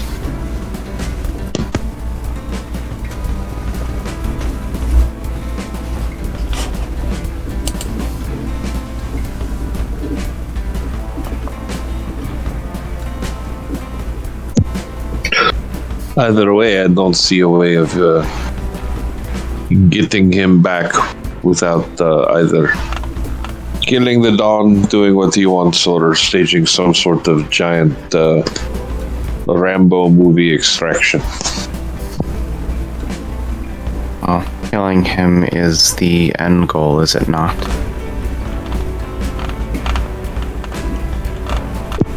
Defeating him is the end goal.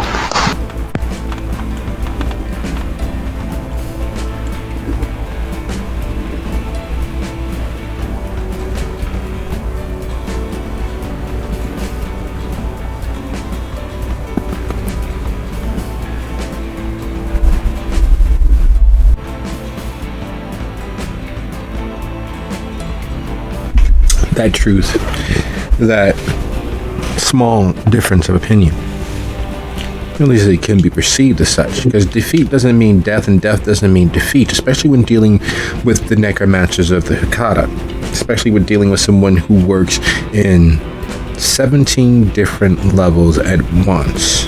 Someone who has planned out the best way to make your existence as close to hell as any non-permanently dead entity could ever come. Heaping problem after problem on your plate, keeping you running behind one fire or the next, allowing the simple ennui and depression to set in to the point where loss of property, loss of your position of power, loss of all the dog and shiny pole that is your version of immortality would be the only way you could see to win out, to see a surcease of your pain.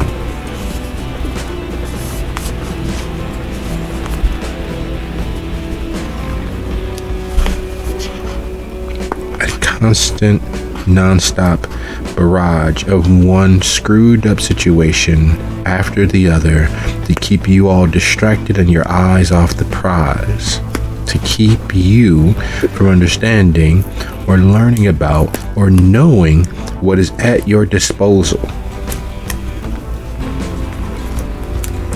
Get you to give it up, to willingly walk away.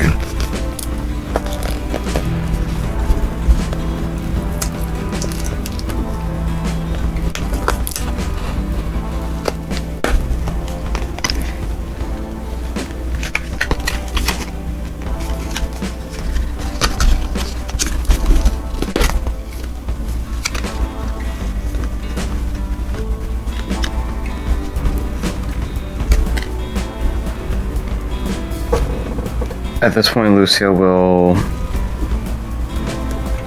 mention or say aloud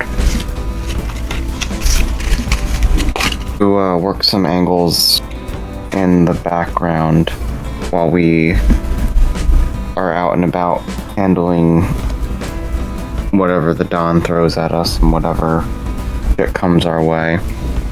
I'm going to be meeting with someone tomorrow to hopefully get some information and get some results regarding this whole conflict.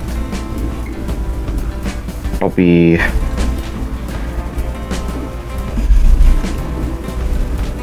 largely unavailable unless someone comes with me, but I think I should probably handle this myself for right now.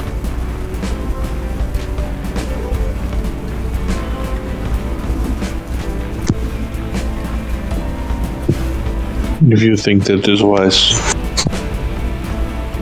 At this point, I don't know what's wise or not, but I think we're in a bad situation right now, no matter how you look at it. Some risks are necessary. Well, that may be true. You do not offer a sacrifice without a next move to make it worth it. I don't intend to be a sacrifice. I intend to get a result. No one who has ever been a sacrifice is intended to be so. Are you planning on sacrificing me?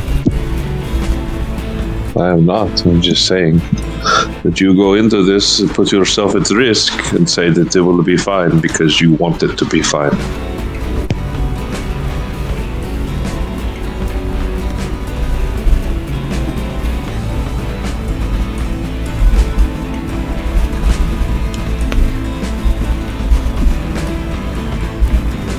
What I'm getting is that we don't want whatever the Dawn is planning at the church to succeed tomorrow, right?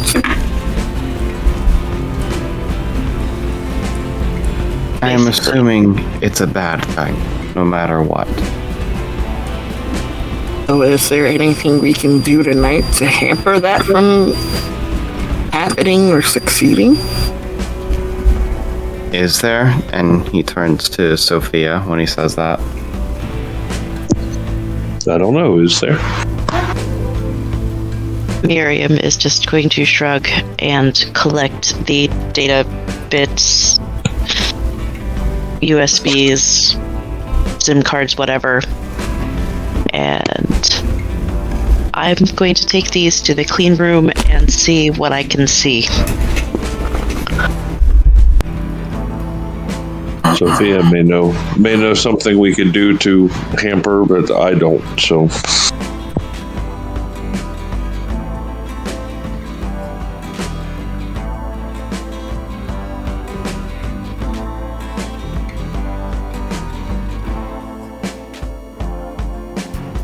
Storyteller, I think Sophia was asking you that.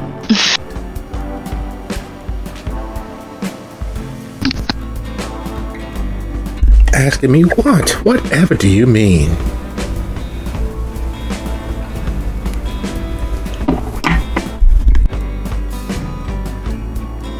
They were asking you what it would mean, I guess, like the ritual that the Dawn is going to do tomorrow, and what we can do to maybe stop it or put a hamper in it.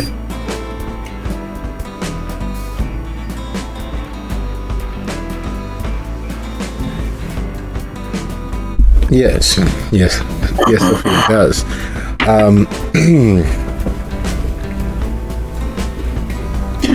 The conduction of a ritual, while we've glossed over, and we typically gloss over it because it's time consuming and requires a little bit of investment in world, as far as any necromantically minded person knows, stopping it means you have to recoup all of that has already been spent.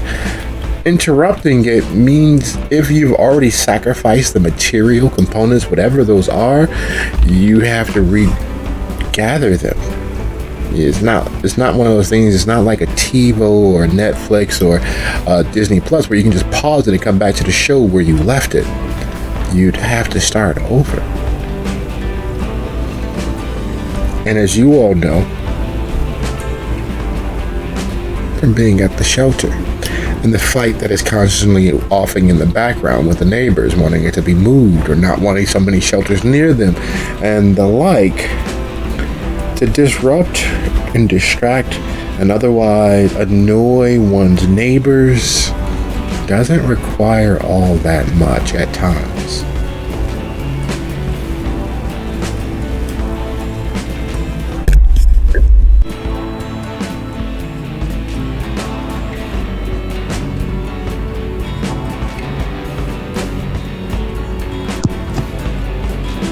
The distraction at the right time may throw a bigger wrench into the works.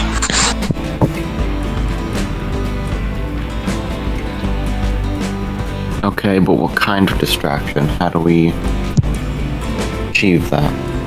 Any kind. Just a moment of hesitation when you're dealing with powers that are arguably greater than yourself. It is, as I'm sure that Miss Hestia can confirm, that once you've tapped into power, it is largely your confidence that you will carry out what you are going to do. If you show a moment of weakness, I mean, her magic may be different than ours, but you show a moment of weakness, it provides an opportunity for those who would rather not do your bidding to show you how they feel about it. Okay. So while I'm trying to gather the intel that I'm after tomorrow, perhaps the rest of you can figure a plan to create a distraction to help delay or prevent this ritual the Dawn wants to form. Here's the tricky part of that, however. If you do it, then you are interfering in the Hekata matter. But if you do it, then I am also interfering in the Hekata matter, which it carries even more repercussions for me. Perhaps, however, if our friend Vivi was to do it, she is already a thorn in the side, yes? she is, yes. And is also affiliated with no one.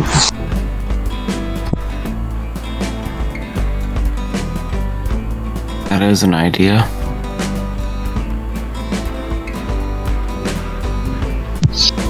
That's we would need concentration, like getting shot at. This is a valid point.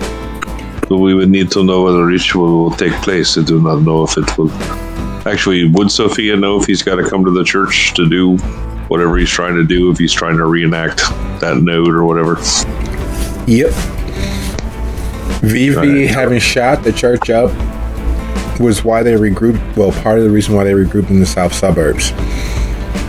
It's the other end of that particular ley line. And to reactivate it with all of that stored up energy of those lives sacrificed, he needs to be in presence. All right then. So scratch that. We know where he will be. So he will be at the church. So not only will Vivi get another shot at him, and if she is successful, then there's a big problem solved for all of us. But the point is to disrupt what he is trying to do, to make him start over.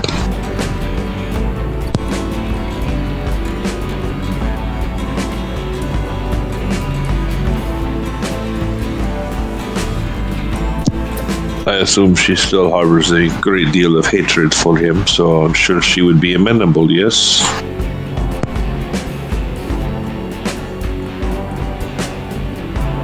I think so, yes.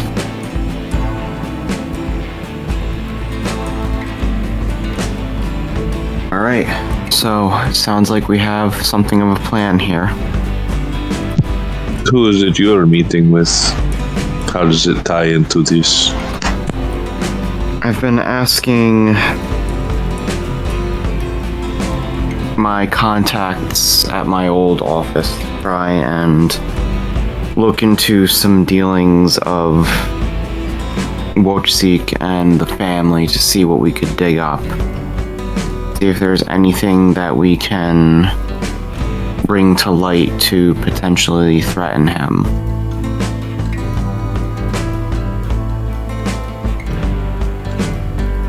Hey, what happened to working with Blakeney? Didn't somebody tell us at one point if we used his enemy against him at the right time, it would be beneficial for us? Okay, out of character, I thought I hadn't shared that information with anyone. That I was meeting with Blakeney. No, that's why Hessie is asking, because she was there for the time that they were told using Blakeney against him. Wojcik would be a beneficial thing for them. That was way a while ago, but she remembers that. So no, he didn't say, but that's why she's asking him, hey, what happened to working with Blakeney? That is another angle I can pursue as well, if needed. I mean, she's pretty powerful wherever she's at, so that would seem like the better choice. Why not both?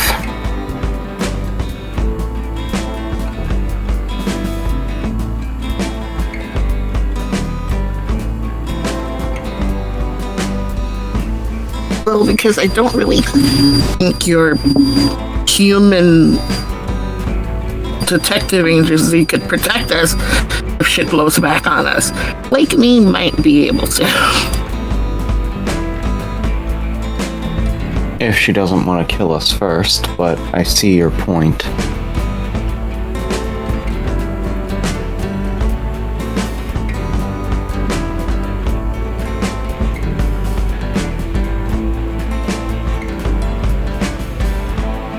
I'll see what I can do. In the meantime, with the time we have left this evening, Sophia, you mentioned that you could use a ritual to get that spirit out of me, correct? True, I can do that. If we're going any further down this path of conflict with Wojcik, with the Hakata, I think it would be a good idea to get that thing out of me on the off chance someone decides to use it against me.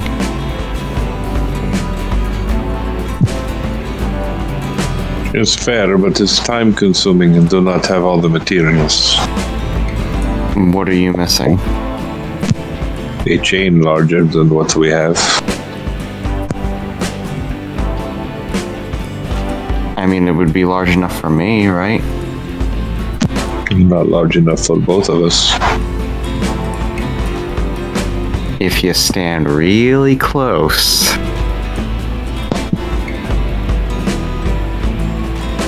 Isn't there like a Target somewhere or like a Walmart all night type situation? They would have chain in there. Like home improvement department, right? I also need a great deal of blood.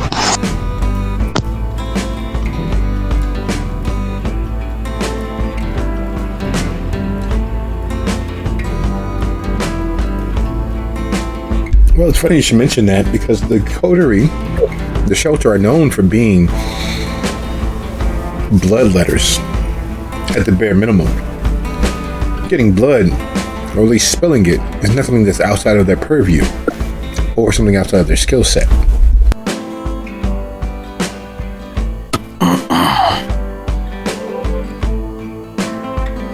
Like, how much blood are we talking? I'm already hungry, and it would take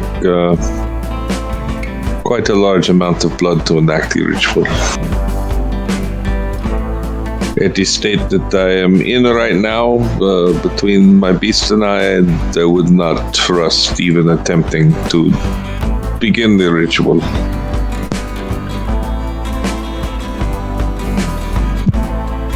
And obviously, as you have seen, it is not so easy for me that I can just grab someone and bite them.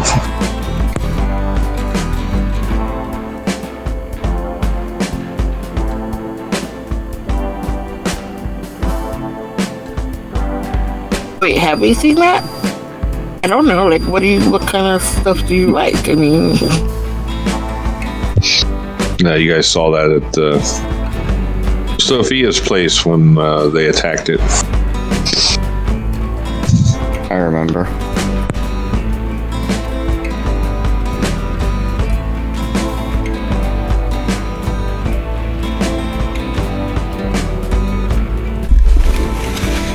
There's a cost to doing business anywhere in the world, especially in places such as Chicago. While Dakota relays plans, aligns patterns of thought,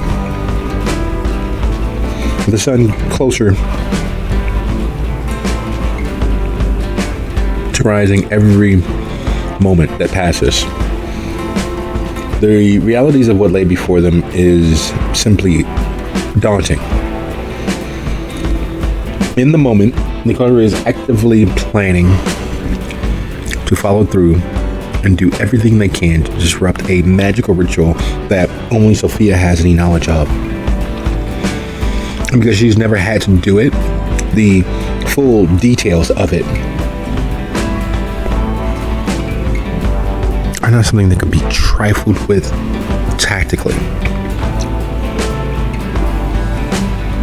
And as always, time being the thief of forever and always, there are other forces aligning and amassing. And in consideration of all that lay ahead of them, how victory or eternal damnation is in the offing, the last thing that anyone wants is a visit from one of the governing members of Chicago's Kindred Society. And with that last unwanted thing presenting itself in the stretch limousine easing towards the front of the shelter, visible from your position in the parking garage, and all too obvious that it is some kindred who doesn't care about presenting themselves as considerably richer, more powerful than they should be in this neighborhood at this hour of the evening.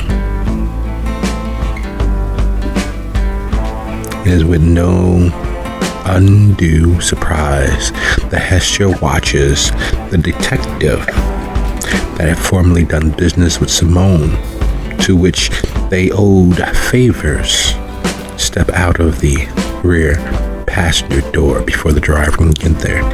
He smooths back his hair, adjusts his cufflinks, and looks up at the building. The sheer, unadulterated enmity sitting on his face is obvious even from the distance of several dozen yards away.